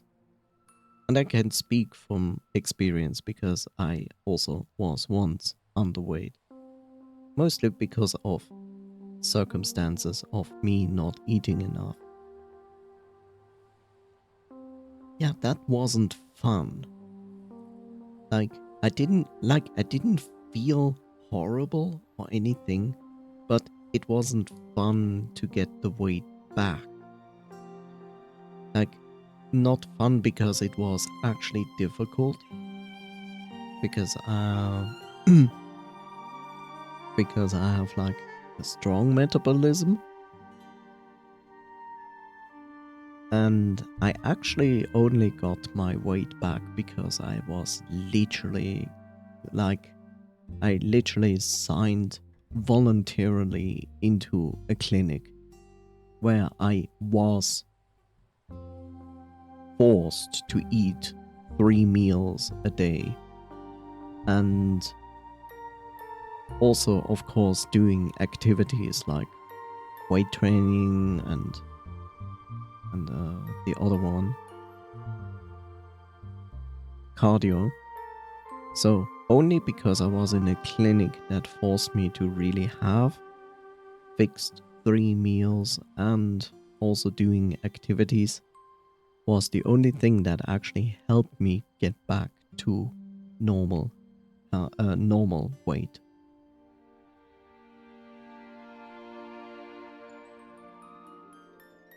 It's not like I couldn't have achieved that on my own. but it's more difficult to do it on your own because you really have to stick to the routine of doing that. Of like literally having healthy, balanced 3 meals a day and workout.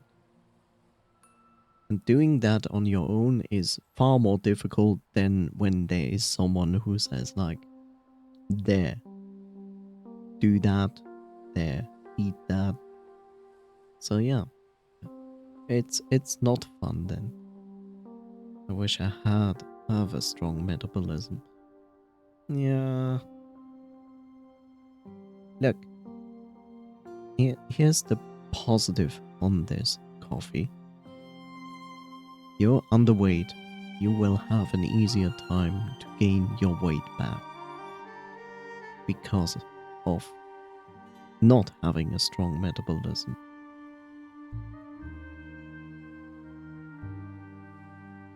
Now, I still don't usually have 3 meals per day. You should try. Like, it doesn't even have to be, like, it's more, like, it's less about the amount of meals a day you have. It's more about having the needed calories a day. No matter if there is 1 meal, if this is like 8 meals or 3 meals, it's about the calories. So what you need to do is literally know where your main basal rate is, which is the calories that you need necessarily to live. And then there is like, and now if you add this many calories on top of this, then you start to gain weight. Eat more potatoes. You can? You can? It's like, you're just... Yeah, potatoes have a lot of calories, that is true, but they also fill you up pretty fast.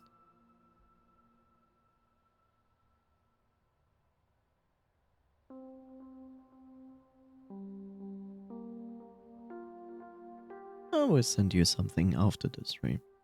Or maybe you will see it tomorrow, whatever, but I'm going to DM you something. He scoffs. As if a constant reminder of the future wasn't bad enough already.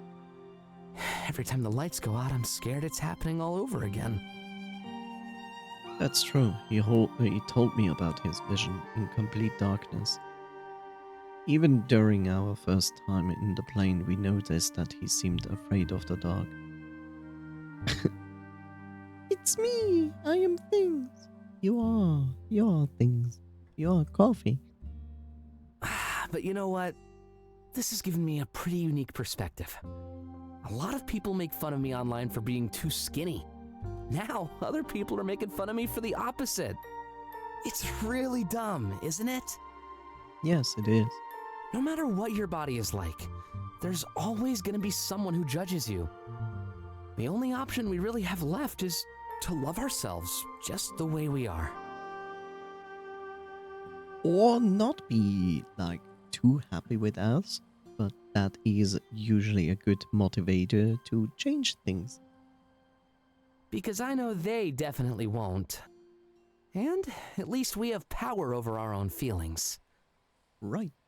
Speaking of feelings, though... He turns his head to face me and I do the same. Sometimes, someone special comes along. Someone who we just know won't judge us. Yes, sometimes there are squirrels that promise us a dance and then never give us a dance, which is disappointing and sad. And sometimes, that makes everything easier to bear. True. He smiles and rubs a paw along my face. Go ahead. Test my theory. Do you see me any different after that story? I don't. I shake my head. Of course not. It meant a lot that he trusted me with all this information. Then I guess that test was right. You are an innocent one, Delta. Wrong. But if you're with me, that'll definitely change. Great. Yeah, be with me. I'm corrupting you. Good job. Yay. He presses his lips against mine, and we hold them together for a small eternity. After that, he softly pulls back. I lean in for another kiss, and we begin to make out. 1, 2, 3. I start to lose count as we relinquish ourselves to passion's surrender. He gets on top of me, sitting in my lap while I lay on the bed. Oh my! We lock eyes, his gaze as fierce as his kisses. As corruption grows.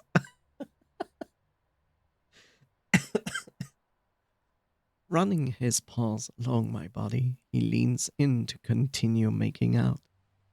None shall escape the blight. A moment later, I hold him tight and close, standing up from the bed. Wrapping his legs around me, I slowly hold him and kiss him while approaching the wall. Why is it always the wall? This is like the most happiest wall in the entire house. It's like, oh yeah, it's me again. Oh. Using it to support his back, we continue to kiss while he's propped up by my body. We are so engrossed in each other that we have to pull back to catch our breath. The faint echo of the partygoers counting down to midnight fills my ears. Taylor looks to the left at the light switch by the door frame. He can easily reach it from his current position. Here, let me get that.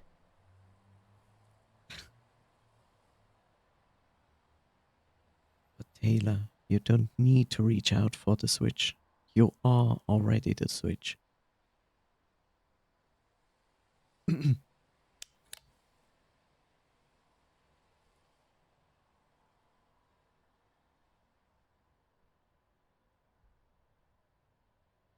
Oh no, it's the censored version. No. That was a nice little pick-me-up. Smile.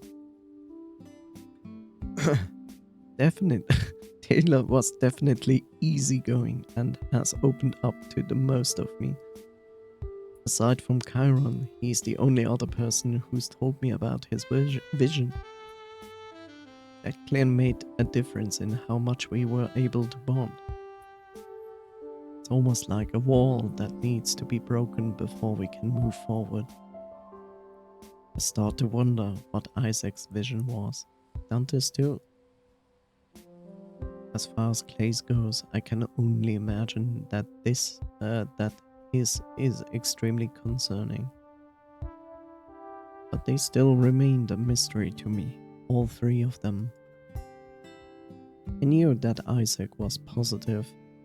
I knew that Isaac's was positive and that it had to do with our current situation. Clay's was bad enough that he had a business card for the Vision Protection Program. But Dante, I don't think he said a single thing about his. Is he taking stories from his future like Clays did with his music? All I can do is think back to that day when we made a pact against fate. They weren't in touch in any other of their visions anymore, not even an afterthought. Even in the certainty of their visions, there's still so much uncertainty. Hopefully, I can get them to open up and share a little more. Stop dead in my tracks. Oh great, it's a Pokemon Master again.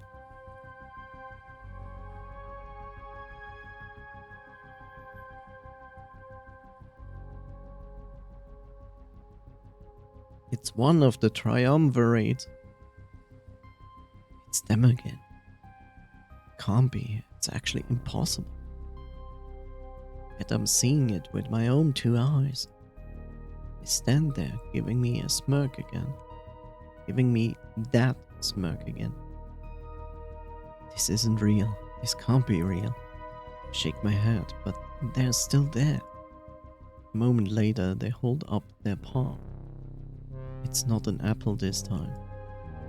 It's Clace's diary? Nobody else in the room seems to be aware of their presence. Why are they doing this to me? I need to know. They taunt me with symbols of my guilt, my regrets. A testament to every act of folly since I arrived. I start to rush toward them, maintaining eye contact. They need to tell me why. I need to bump into Dante and stumble back. Whoa, just who I was looking for. Having a good time so far, Delta? This is not what you should say to him. Dante, it's that agent again.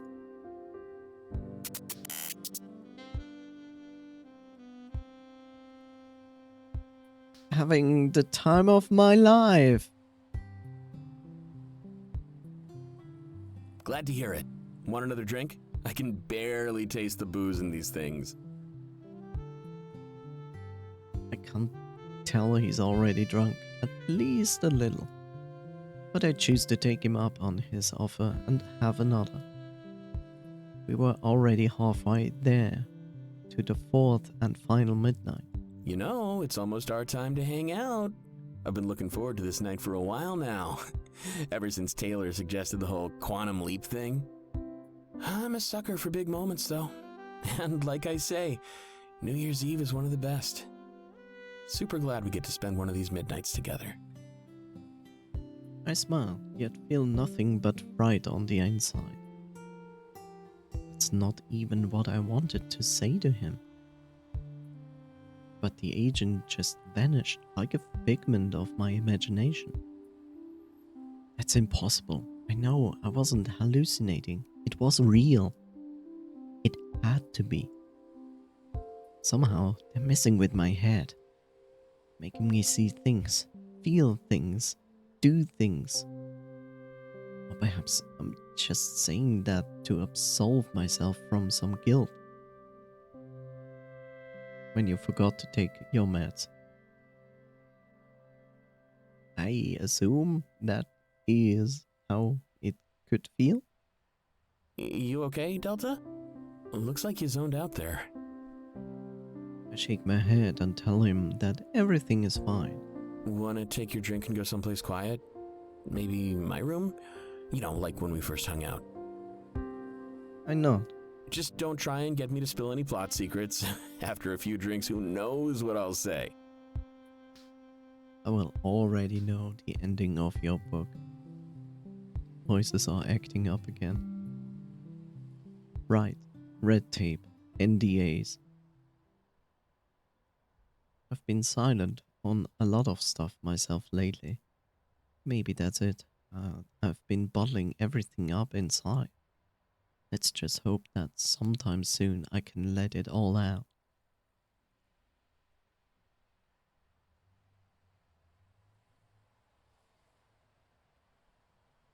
Let the bodies hit the floor. Let the bodies hit the floor. I'm sorry. We enter his room and he immediately turns off his monitor. That is not his room. This is my room. Budget constraints for backgrounds. Ooh, can't be letting anyone see my writing. Not by choice, of course. I just don't want to get sued. We both take a sip of our drinks. Honestly, I'm almost done with all the booze. It was good to party for the first couple of weeks, though. In fact, part of me hopes we go through all the booze that Clay's brought. Bought, not brought. The party's pretty loud, and I can tell that everyone has had a few. So, I actually wanted to give you something. I meant to do this earlier, but I saved it for tonight. Oh, I like where this is going. Delta. Says my name in stern fashion, but he's clearly joking. You sure know how to add to the moment. Just a sec. I hope you don't find this gift too sappy. It's an amber, you know. I know you've never really read my work, so I wanted to give you something special. It's my first book without covers. He walks over to his bookshelf and takes something out. Here. After he hands it over, I inspect it. It's an autographed copy of one of his novels. Well, I hope it's not weird that I consider my own work a gift, but this is a first edition copy. There aren't many out there. It was part of a test run to see if the book could sell. After it did well, they printed way more.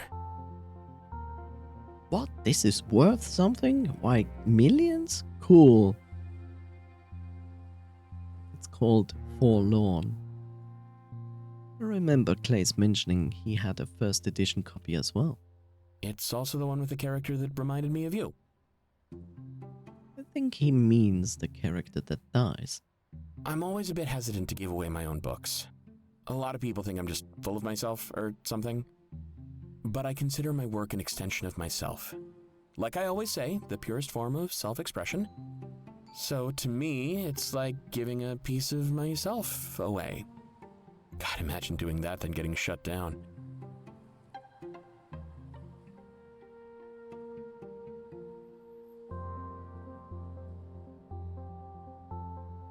What? That the audio's bad? Oh no, I just misread that. Sorry.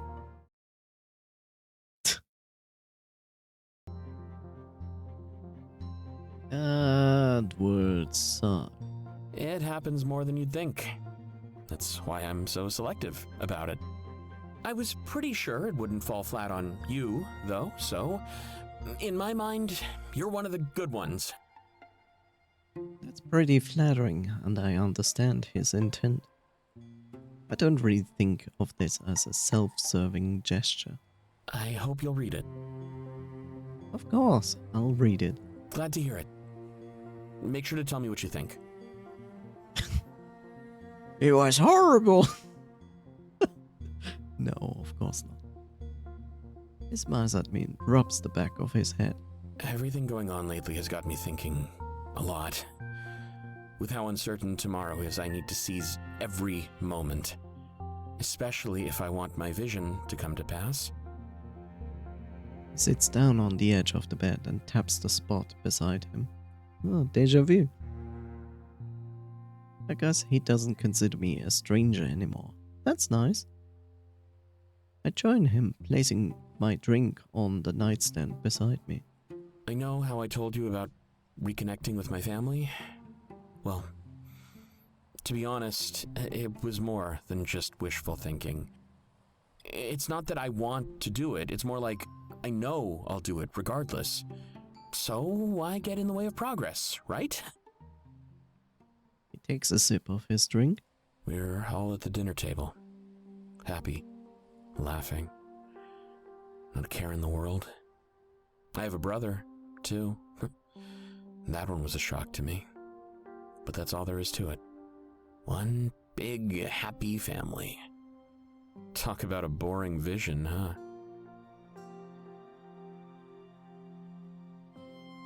No. Good. Doesn't sound boring to me.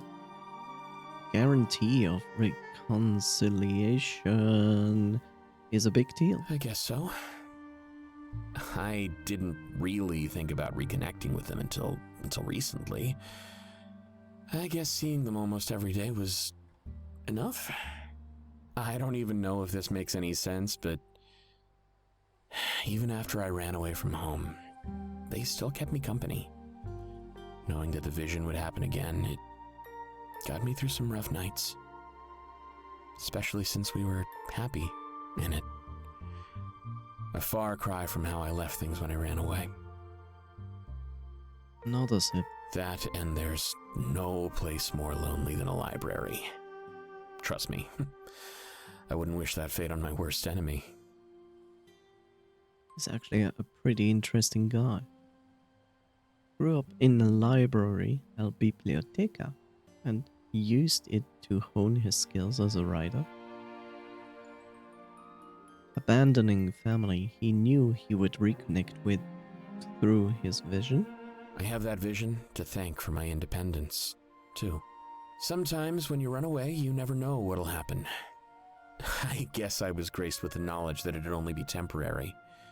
That made it a lot easier to pull the trigger. I guess part of me knew we'd be happy again in the future. But it's been a long time since then. They haven't reached out, so I think it's my turn. I wonder if they read my novels, you know? Or for that matter, what my brother's name is. No, I'm just rambling, though. I didn't bring you here to put you to sleep. You're cute when you ramble, Dante. Wait, what? Instantly insulted, yes. I mean, thanks, Delta. It's so easy to judge people after they vent. I'm just glad that it didn't sour your perception of me. Impossible. Stands up from the bed. Hear that? It's my stomach, I'm hungry. I can hear the partygoers counting down in the backyard. Looks like the third midnight was finally here. Stand up from the bed and turn to face Dante. Our eyes lock, and I feel emotion coursing through me. Everything he told me, I can see it all in his eyes. The pain, the loneliness, but the hope too. Part of me wonders what he sees in mine. 3, 2, 1. Happy New Year. Happy New Year, Delta. We hug each other, securing a tight embrace. It lasts for a while, but it doesn't feel awkward in any way. I realize this is the first time we've ever been this close. And the hug ends, he steps back and looks into my eyes again. You know, I've honestly just been stalling since I'm nervous. Why? Well, you know how I said that book was like a part of myself? There's a reason I wanted you to have it. After you read it, you'll know me so much better. Even if you don't realize it, you still will. Each word is my heart poured onto that page. And I wanted you to have it. He rubs the back of his head, clearly nervous. So, since you'll be getting to know me better, I was wondering if I could have the honor of doing the same. Not to myself. I mean, wow, I am ruining the moment. I just think it would be cool if we spent more time together. Wow, I'm almost at the end of the game, and for the first time I see a new screen of Dante.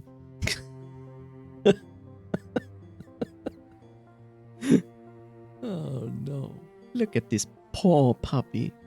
So insecure, so anxious. It's adorable. I want to pet him. Especially after all this Argus nonsense comes to an end. I know you're already dating within the group, but that won't be an issue. A date? It would be my honor. Wow. Talk about a happy new year. Thanks, Delta. This is gonna be my best one yet. Oh, I will corrupt him, don't worry. Places his paw in mine and brings it to his lips. Kissing the top of it softly, he releases his grip and smiles. The spire will consume all. I can think of a few cool places to go, but right now, we've got a party to get to. Don't want to miss that fourth and final midnight. We leave the room, hopeful for a great end to the quantum leap. Isaac would be spending fourth midnight with me. I'm kind of nervous. Whatever surprise he had planned, he's sure been tight-lipped about it.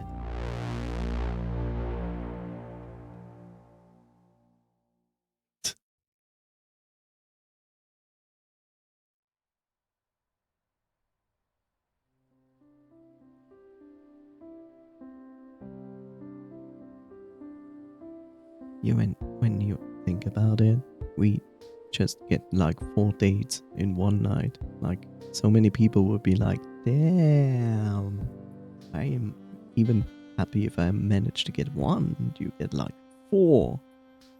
Actually 5, to be honest.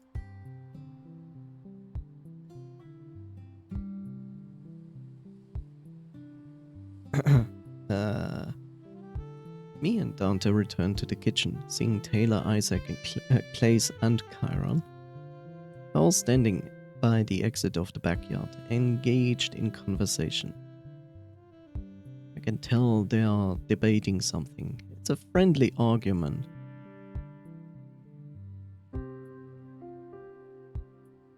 There's no way you can pull that off. At least not without raising suspicion. Yeah, I'm with Taylor on that one. Hey, I think Isaac can do anything he puts his mind to. It seems like nothing compared to getting me in the system. Maybe. Dante, Delta, come over here real quick. Gotta show you my latest innovation. Oh, you gotta stop innovating, Isaac. Especially when Argus could be watching us. Oh, we're fine. Give me your phone for a sec. No. Dante. All right, fine. Dante hands Isaac his phone.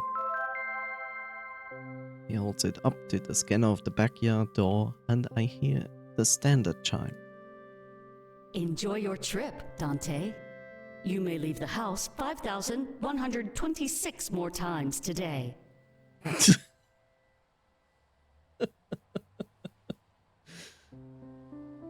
Wow, that would be... Wow, I actually need a calculator for that.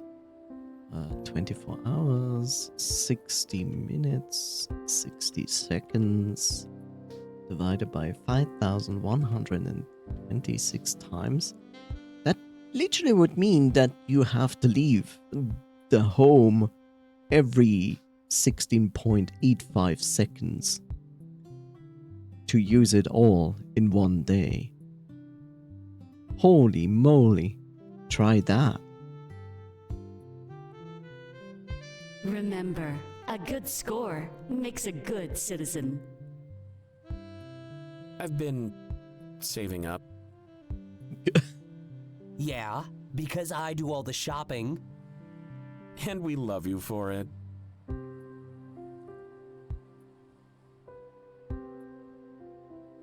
Isaac hands Dante back his phone. It's also why I wanted to use you as an example. I knew you'd have enough excursion credits to spare. Excursion credits. Wow. Fair enough. That didn't prove anything, Isaac. I'm getting there. Faces me and Dante and starts to explain. I've always hated the whole credit system. So, I made a mod that lets you leave without spending any. Okay, now I'm with Taylor. There's no way you could pull that off. I'm a prodigy, remember? You gotta stop saying that. I agree. Humility is a pretty good trait to have. Well, let me prove it then. Closes the backyard door to reset the switch. Then he holds his phone up against the scanner. Door unlocks and opens with no message at all. Why should I have to use a credit to go into my own backyard? It was a stupid rule anyway. This just makes things easier. Is this the surprise you wanted to show us? Maybe. Maybe not. He smirks at us, dodging the question on purpose. So, does it only work on this door, or... Theoretically, I could tune it to any lock. Kinda like how I could put an identity on any phone. So you could unlock any door? If I wanted to, I guess. But I never use this stuff for evil. Drop kick him. For what? Why should I drop kick him when he makes life better? I find flaws in the system like this all the time. Just little things that people could take advantage of. And what do you do with them? Usually report them to Argus. Can't patch a hole if you don't see it, after all. And are you going to report this one? It's a mystery. Besides, Argus actually has a team of hackers. People who break the system all the time, then fix it. The corporate overlords requires it. I don't work for corporate overlords. I'm a cat. So you're saying you're better than Argus's hacking team? I don't know. Humility is an important trait to have, remember? Should we go outside then? Yeah, I could use some fresh air. It's almost 4th of midnight, too.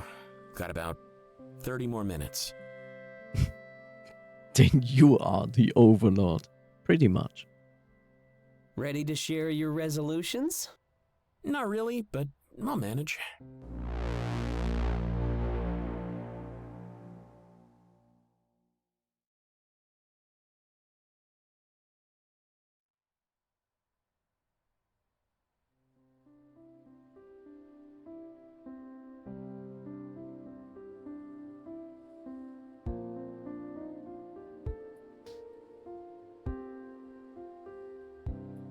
We stand together in the backyard, each sipping our next drink. How much do these people drink? It's like, and still stand. Hadn't really, English. I hadn't really had time to think about what my resolution would be. Honestly, I just wish that everything ended up having a happy ending. That might be good enough. Play my part in making sure everything goes well. I do my part. Smile. How are they not drunk? They are, to some degree, drunk. Has a nice ring to it too, puts my mind at ease. Taking toilet breaks every 5 minutes. It's odd how my mind feels more at ease when I show resolve. Or at last, or at least, dedication to the cause we currently fight toward. Maybe I should just keep going with the flow, like I said. It's not like a river to just change directions. Like a coursing river to defeat the Huns. I'm sorry. The stream always leads to one place in particular. I should just follow the path forward to January 5th. Have I ever told you how much I hate the word January? Because it's so dumb to pronounce.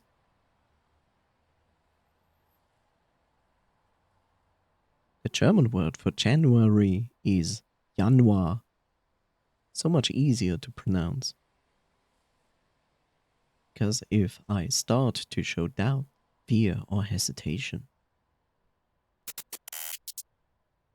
no, everything will be fine. Well, who wants to go first?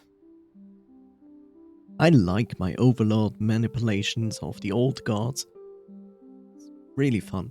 I have a pretty good one, actually. Go for it. I want to change up my formula, do new stuff. I'm not losing viewers, but it's always the same content. Maybe some more guests or more stuff out in the city. Perfect. Change. The heart of any good resolution. Mine's actually about change too, but not for myself. Winds of change?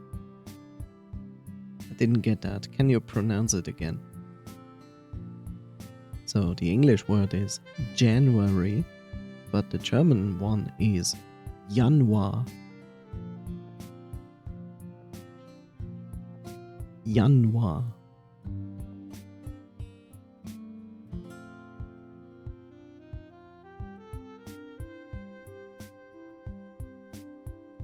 It's basically exactly the same word, minus the Y at the end.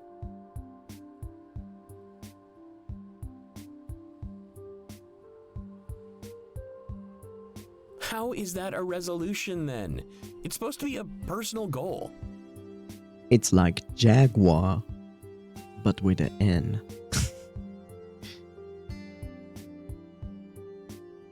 January, Januar, Jaguar? I just forgot it. Jaguar. There we go. Jaguar, Jaguar. January, Januar. How's that a resolution then? I suppose to be a personal goal. Well, it's more like a change that I cause. I want to keep contributing to the world in a positive way. It's a bit abstract, but I know I can pull it off. I'll accept it. Yeah, that's a pretty good one. I believe in you, Isaac. I know you can do it. Thanks. Who wants to go next? I want to see everything the city has to offer. Fill every day with a brand new experience. And I'm open to suggestions, perhaps even partners too. No fun in going it alone. Ooh, loving these so far. Delta? Clays? I want to try and visit all of you. After this hiatus, I'm gonna be really busy, but I'd feel awful if we never hung out again. So I think that's my resolution. To keep in touch and come visit. Might make work less stressful too. We'd be happy to have you back. If we can pull all these off, the new year will be amazing. And I'm glad we get to ring it all in together. But I think that leaves one more person. Right. Delta? What will you accomplish? The end of the game, and hopefully that everybody survives and it doesn't end in bloodshed and death and misery. Which would be cool, bro. Dude. When he puts it like that, I have no idea what to say. I stopped to think about it for a moment. Let's see. In 2041, I already gave my life a new start. In 2042, I will enjoy 48 degrees Celsius summers. Oh wait. So right now, 2042 seems like a blank slate. Just what will I etch into that slate? Oh, great.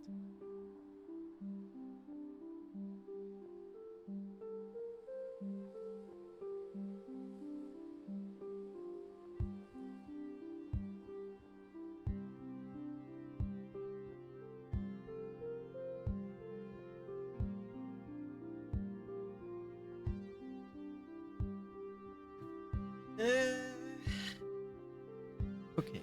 Shouldn't be something easy. There should be a challenge in it.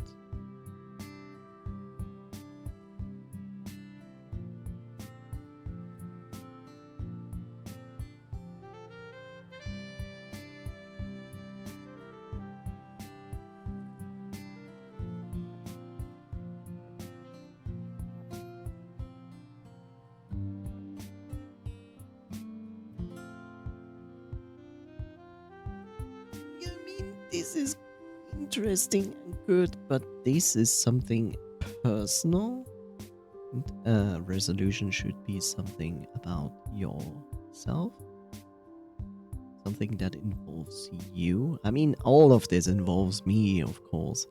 But I feel like personal growth is a good goal when it comes to resolutions. Because, this is life. And you should always come first before everybody else. Because life is life. You have one life and there it goes. So you should be the most important person in your life, first and foremost. That doesn't mean you should be an asshole to everybody else and think like I'm an egoistic, I'm the best and so on. Like, no, that's not what I mean.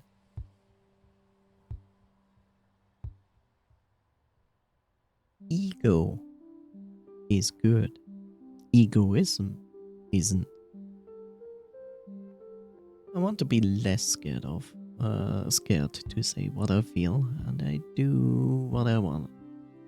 I'm still working on that one myself. Fear of rejection is definitely real. Yeah, I hold myself back a lot too. I probably shouldn't. It's how you create regret after all. I'm actually gonna adopt this resolution. Hold me to it, Delta. We'll pull it off together. Smiles at me. Well, that makes all of us. Do you do this every year or something? Nope. This is our first quantum leap. And the first time we've shared our resolutions. Do you want to make it a thing? Yeah, let's make it a thing. We got about 20 minutes left. Kinda wish we did more than 4 midnights. Already? I actually want to chat with Delta for a bit. How about we all regroup here for midnight? I can even show you the surprise I talked about. Works for me. But first, a toast. What you gonna put on the toast? It's gonna be pineapple. Taylor holds up his drink. To what? We all look at each other, unsure. Wait, I got the perfect one. We all hold up our drinks. Here's to getting wasted with the people that matter. Wow, that's a good one. And it'll never get old. We all sip our drinks in unison. Come on, Delta. Let's go. We're losing precious minutes here. I nod and start to follow Isaac. As we run away, it's like, ah! Looked like the big moment was here. Why is it doing this? Foreshadowing, foreboding, incoming doom.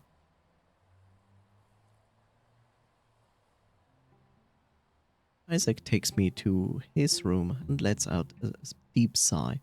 This is my room. Fourth midnight, huh? I'm sure I have some tough acts to follow. Impending doom. Yeah, every time I hear this sound, it's like impending doom. But then again, Doom is a good game. Fun. Save the best for last on purpose. Me? The best? How much have you had to drink? He's so unsure. He laughs, then looks down at his jacket. I need to clean up a bit before the big moment. Someone bumped into me and made a bit of a mess. Takes off his leather jacket and I'm actually kind of shocked. I've never seen him do that before and I've been here for a couple of weeks. I guess people get a bit sloppy on New Year's Eve, though. But I'm the guy who hosted the party, so comes with the territory. You should wear this jacket less. You're jacked. You know? Look at this. This looks so much better. Now he looks less like a nerd. I mean, he's a nerd, but he looks not like a nerd when he's just like this. Like, this looks so much better. Maybe a different color for the shirt. It's a little bit strong contrasty to the rest of the fur. But, yeah.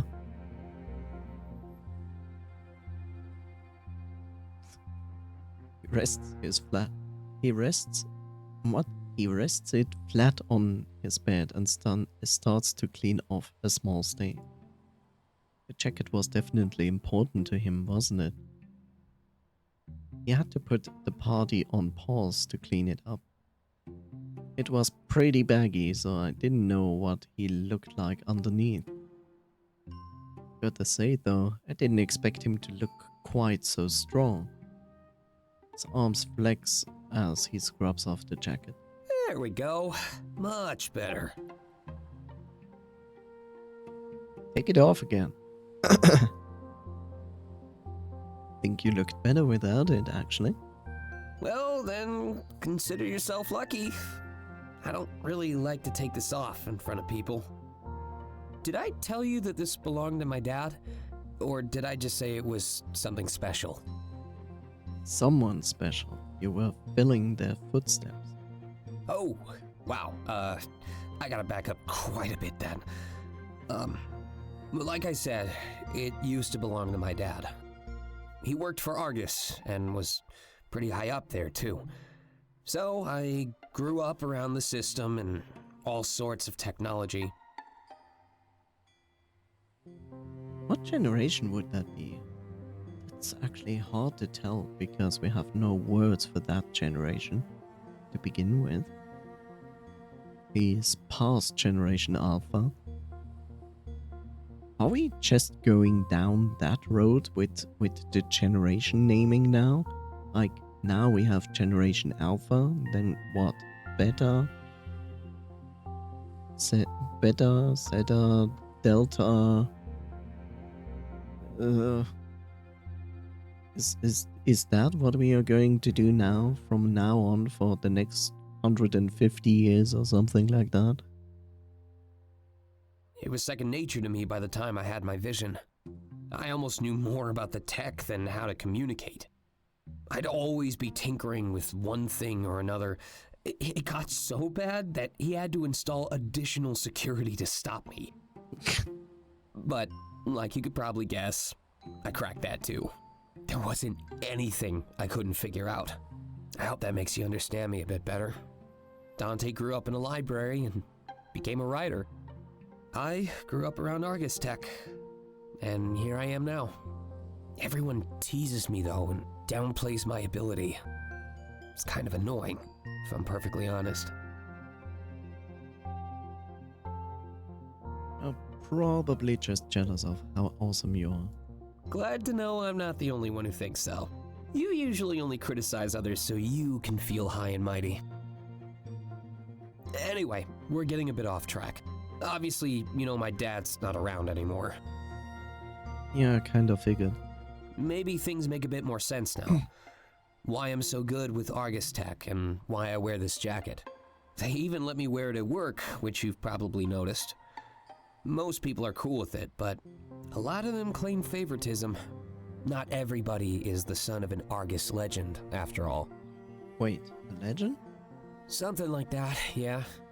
He pioneered the drone technology that I specialize in, hence the whole following in his footsteps thing.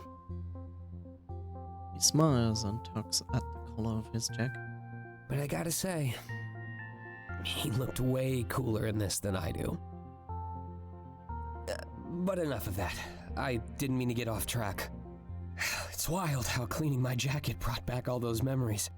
But I guess that's the power of a sentimental object, eh? Why not? There is a real reason why I brought you here, though. Part of that reason is you're just the one I trust the most.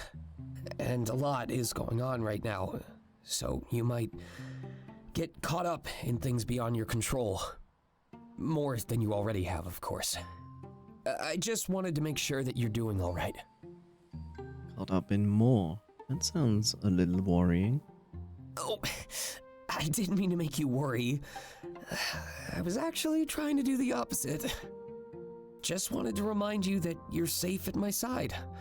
So no matter what happens or what you learn, I'm here for you. No matter what I learn. That's a weird thing to say. But I guess it makes sense now that he's opening up to me. I know more about him than I ever did before, and I'm sure there's lots left. I'm tempted to ask him about the drones and those briefcases. However, I decide to remain silent. I don't want him to know what I saw. That I saw.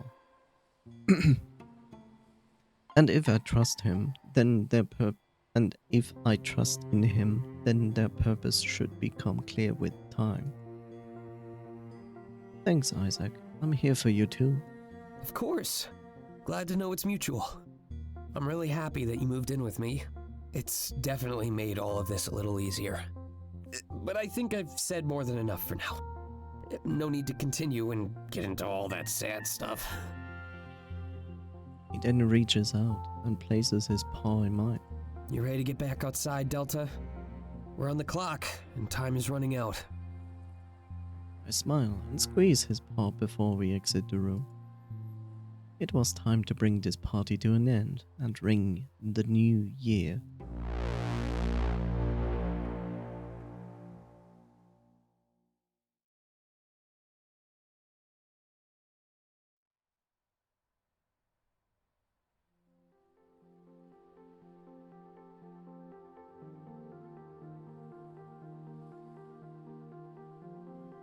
Pending doom things and we make our way back outside and the group is waiting for us. Almost immediately we gather together and start chatting. The next episode of Dragon Ball. Ah, you two lovebirds have fun. Absolutely! Wait, what? Had to end the year on a pretty high note, you know?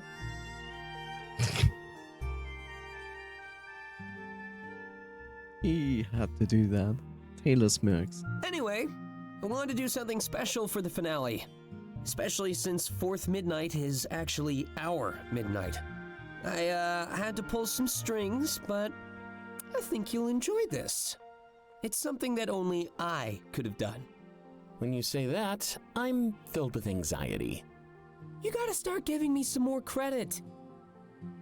Isaac nudges me with his shoulder. Delta, quick, red or green? Pick your favorite.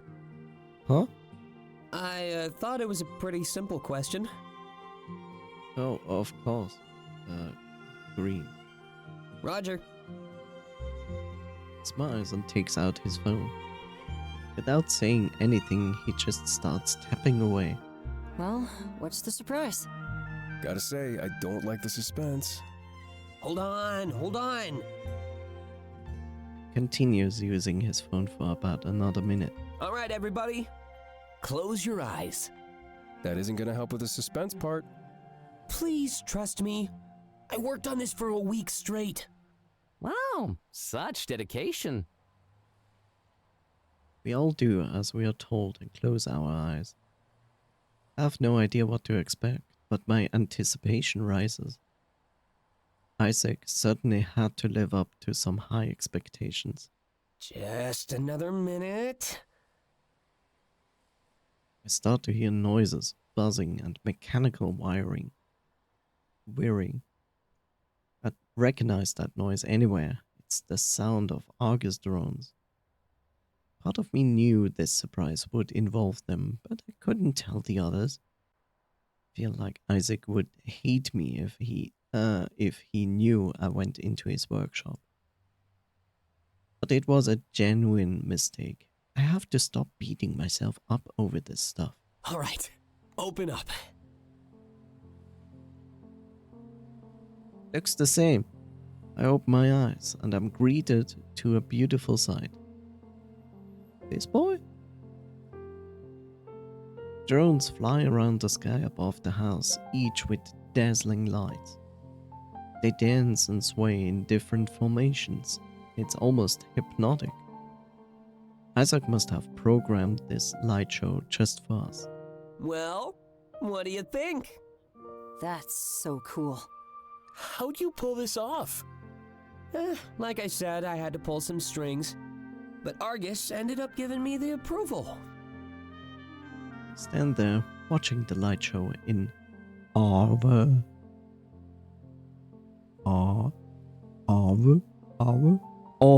Awesome.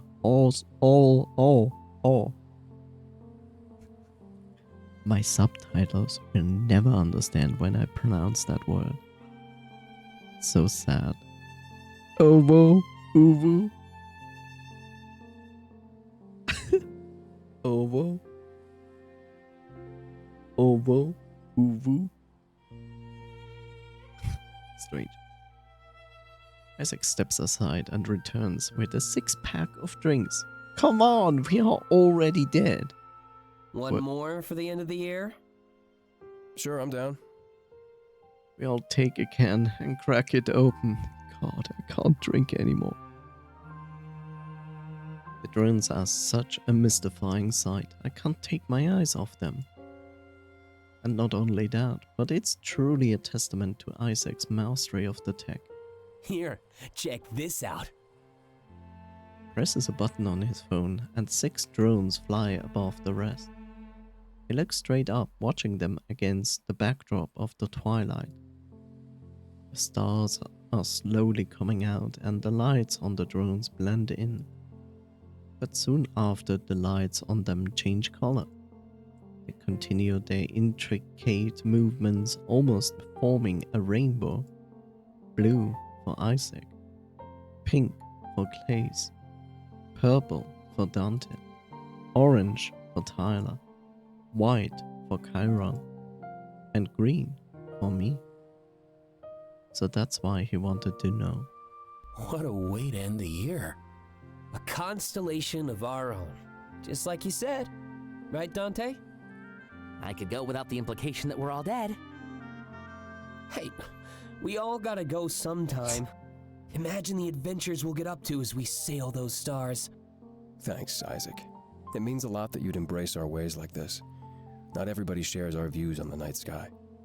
A lot better than being 6 feet under, if you ask me. Yeah, totally. So in the future, you will not getting buried in the ground.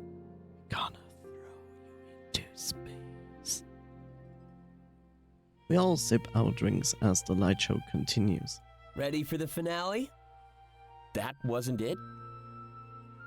Isaac simply smirks and taps his phone once more. The drones move into a large square formation and their lights turn off. Wait, it's almost midnight. As the partygoers start to count down, certain drones light up. He's using their lights to form a countdown timer. It's almost as if the sky itself is ringing in the new year with us. 10, 9, 8, 7, 6, 5. 4. Aw. 4. 3. 2. 1. Happy New Year in the middle of summer. Everyone shouts it together and holds up the drinks. Isaac hits a button on his phone and the drones softly land. Hey, Delta. Come here. Isaac smiles at me and holds out his paw. I place mine in his and he looks up at the drones. In his other paw, he's still operating his phone. He presses a few more buttons on it and takes me to the center of the yard. This part is special. Just for us. He blushes as several of the drones return to the sky and start shifting around. Then they form a large heart in the sky before bringing themselves lower. Then the lights slowly shift to the most beautiful red. As weird as the last couple weeks have been, they've definitely been the best of my life. Hopping off from chat, and thanks for streaming. See you. Have a good night, both of you. Thank you so much for the noise, and I hope you have a restful, good sleep. Thank you so much for being here.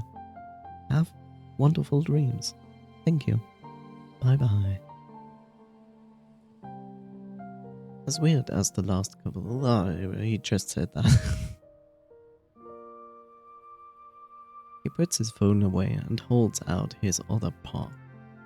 I hold them both tightly as we gaze into each other's eyes. I feel like my whole life led up to the moment we first met.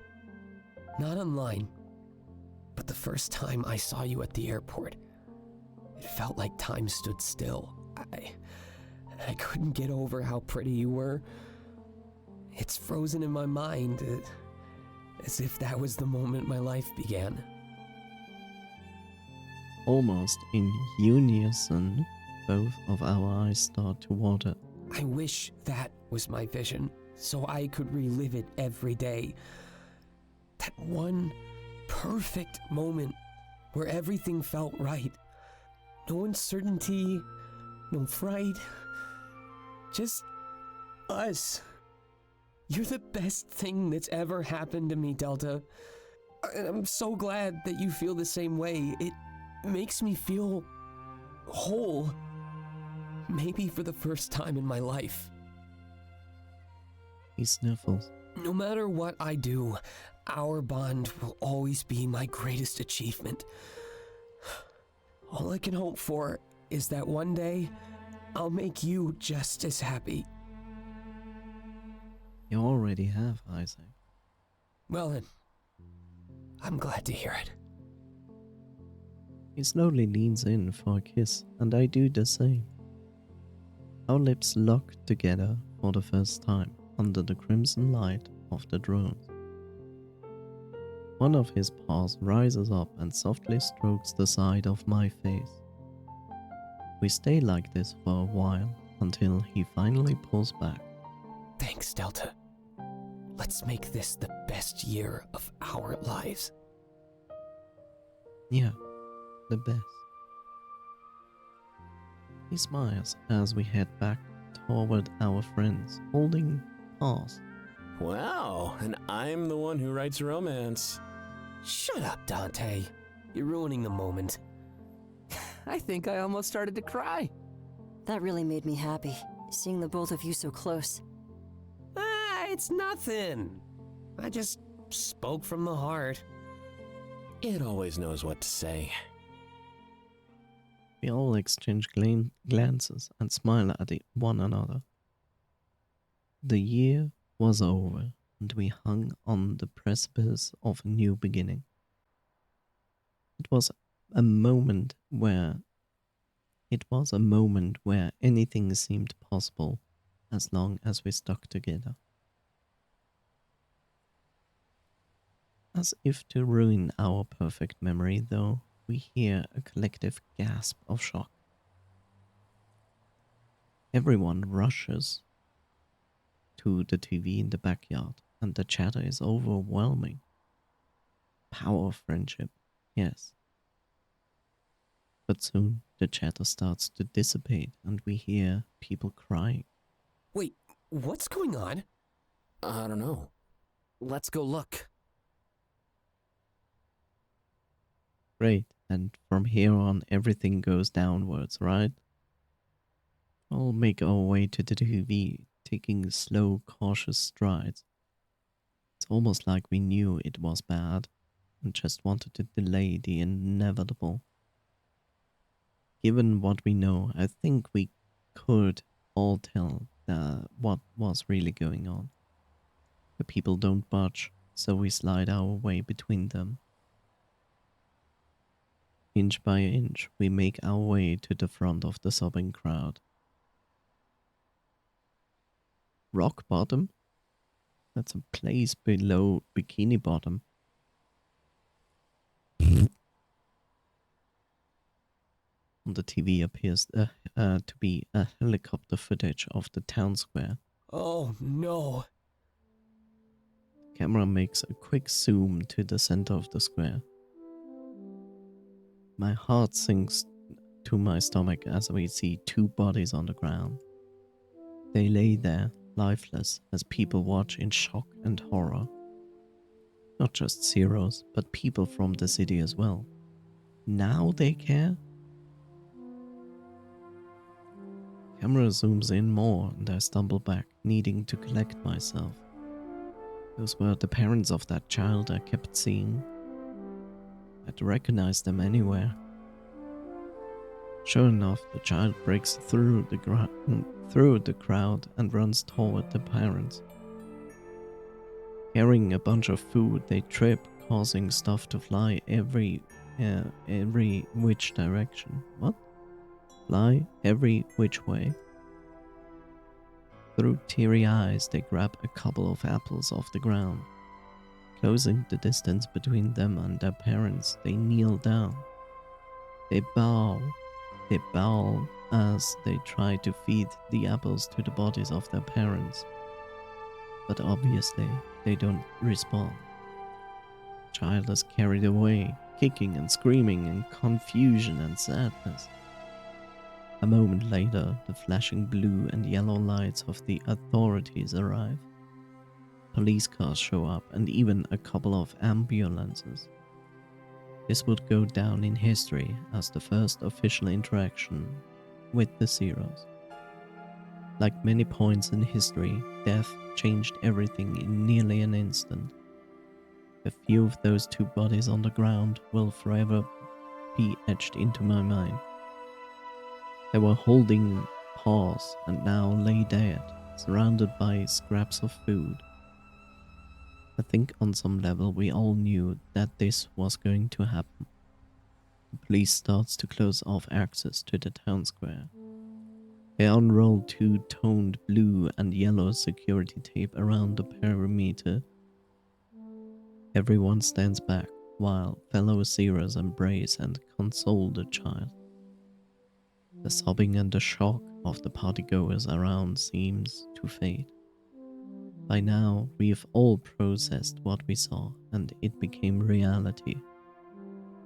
Me and my friends stand there, now fully convinced of one simple fact. This is the fate of those who oppose Argus. It was made plain and simple for the whole world to see. But the group gives each other somber, almost knowing glances. We didn't want things to go south like this. But now that they have, we could very well meet the same fate.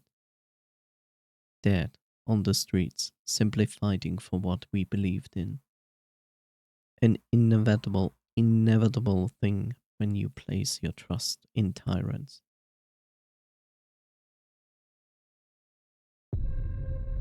More doom. 2 hours after the midnight deaths.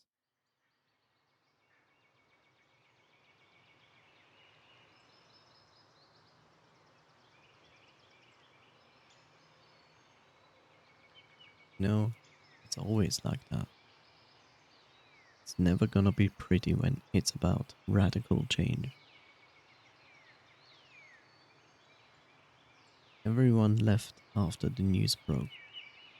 Well, everyone except our core group. I lay on the ground, staring up at the stars. Clays, Chiron, and Taylor are fast asleep, also on the ground. Isaac and Dante are still awake, sitting on the nearby couch. From where I'm laying, I can hear Isaac to my left and Dante to my right. Can't even begin to imagine what's going through their minds. In fact, I can barely even get a grasp on what's going on through mine. Staying focused on the stars, I just try my best to enjoy the moment. In order to do that, I repeat one simple fact to myself. There was nothing we could do about this right now. Our lives were on pause until sunrise. Might as well enjoy the view. Been drinking a lot lately, huh? What else is there to do? Fair enough. Let's, take it easy in the new year, though. Like I said, we're just living up Delta's arrival. Right. The high can't last forever. Feeling a pretty solid low right now. Not too low, I hope. Jury's still out. What do you think's gonna happen? I don't have a single clue. All I know is that we can't give up. Why not? It looks like we might have already lost. Knowing when to quit can be a virtue, right? Not to fight a battle you know you're gonna lose? Not really. Surrender is worse than defeat, because it comes with the loss of hope. Aren't you the one who wrote that? Didn't know you read my work. I'm kinda your biggest fan. You've never really said so before. I didn't think I had to. Why else would I let you live here so cheap? And why else would I do all the grocery shopping? I just know how important the process is. Didn't want to be a guy who got in the way. I appreciate all the help, Isaac. It's just really hard sometimes, you know? I believe it. The burden of expectation to surpass my previous work, the burden of not knowing if it'll all pay off. Sounds like you shouldn't give up hope either, then. It's just in style these days. Besides, I find that despair can be a lot stronger than hope. It's in our darkest hours that we find the strength to push forward. You putting that one in your next book? Way ahead of you. Interesting message to send the people, telling them that it's okay to give up. I'd say that's what makes us people. Hope is a pretty fickle thing, you know? So hard to find, yet so easy to lose. Why bet everything you've got on something so fragile? Well, it's better than the alternative. What's the alternative? I don't know. And that's the scary part. I'm not even capable of considering failure an option. I think that's what I'd call hope. I'd just call that stubborn. Well, you can't change the world if you aren't a little stubborn. They both laugh, but then a serious atmosphere returns. They slowly but surely drift into slumber as they continue talking. Do you think I'm a good person, Dante? Of course. I keep telling myself that. I'm just hoping I believe it one day. Hey, I believe it. Thanks. I'm just scared.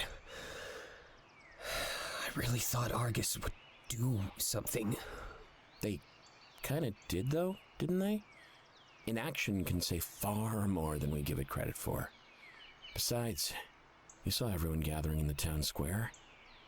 It looks like those deaths are really waking people up. I guess they were all just living life like me, assuming Argus would do what's best. I'm pretty sure they just signed their own death warrant. People are feeding the zeros now, in droves, too. All we have to do is hold out until Hermes Day. We're still going to that convention, right? Yeah, I have a room for us, too. Something tells me our homes aren't safe anymore.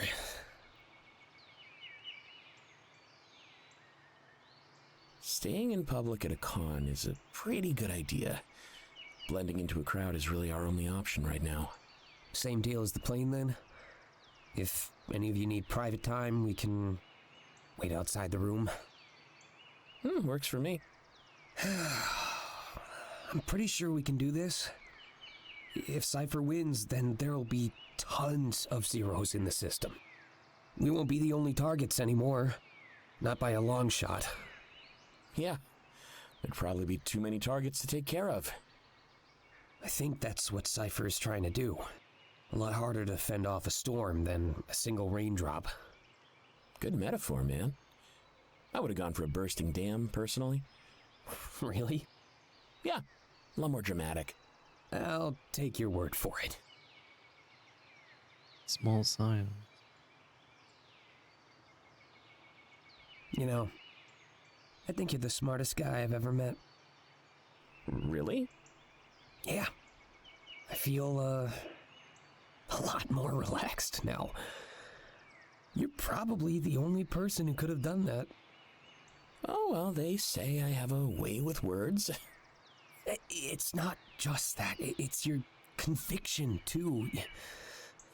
You work so hard despite the burdens around you. Well, yeah. Been doing it since I was a kid. What do you mean? Well, it wasn't exactly my choice to live in that library. I would have preferred having a normal family life. Me too, man. Guess it's not just Delta, then. All of us have had to start our lives anew. Sometimes that's the only option. Well, have you, ever thought about giving up? You mean... Yeah. Once or twice? That library got pretty lonely. What about you? Yeah.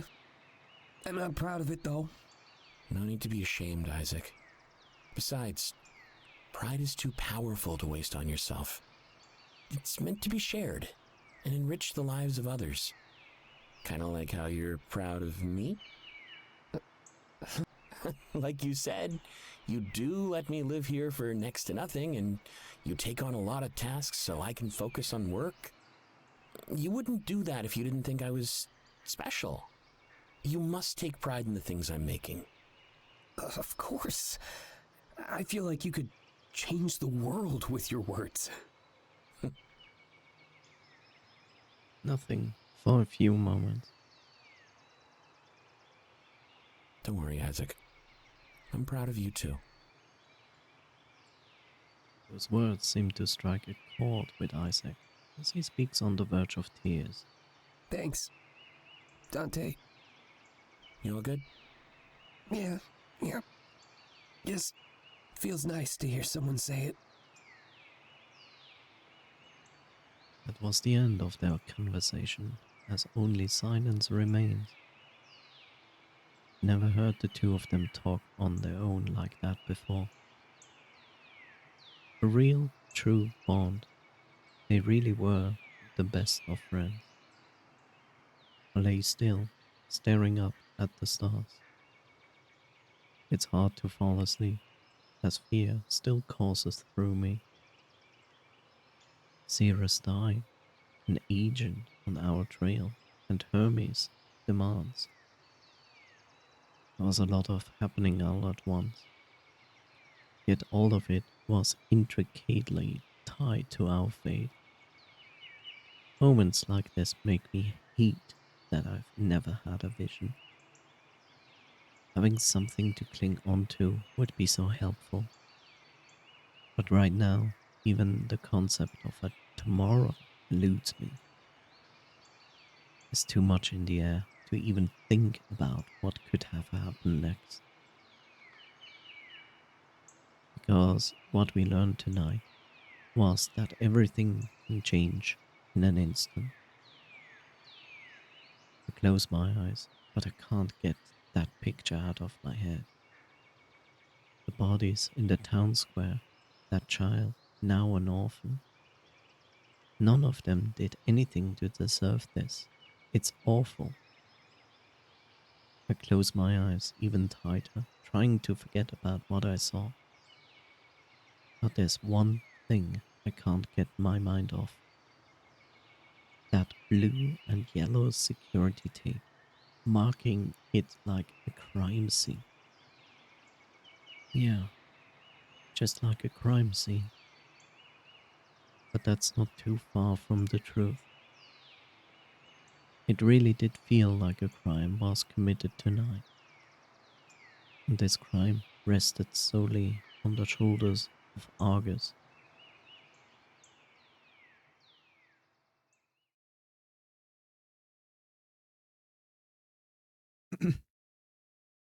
When lives are lost, resolve is found.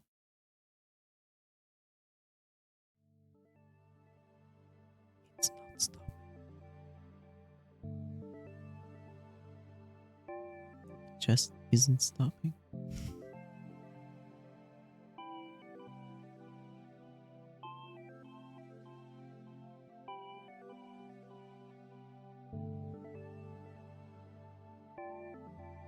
But I'm stopping. God damn it. I was like, okay, we're gonna start this chapter from here to the next one, and I will stop in like 15 to 30 minutes. Hours later. Smile.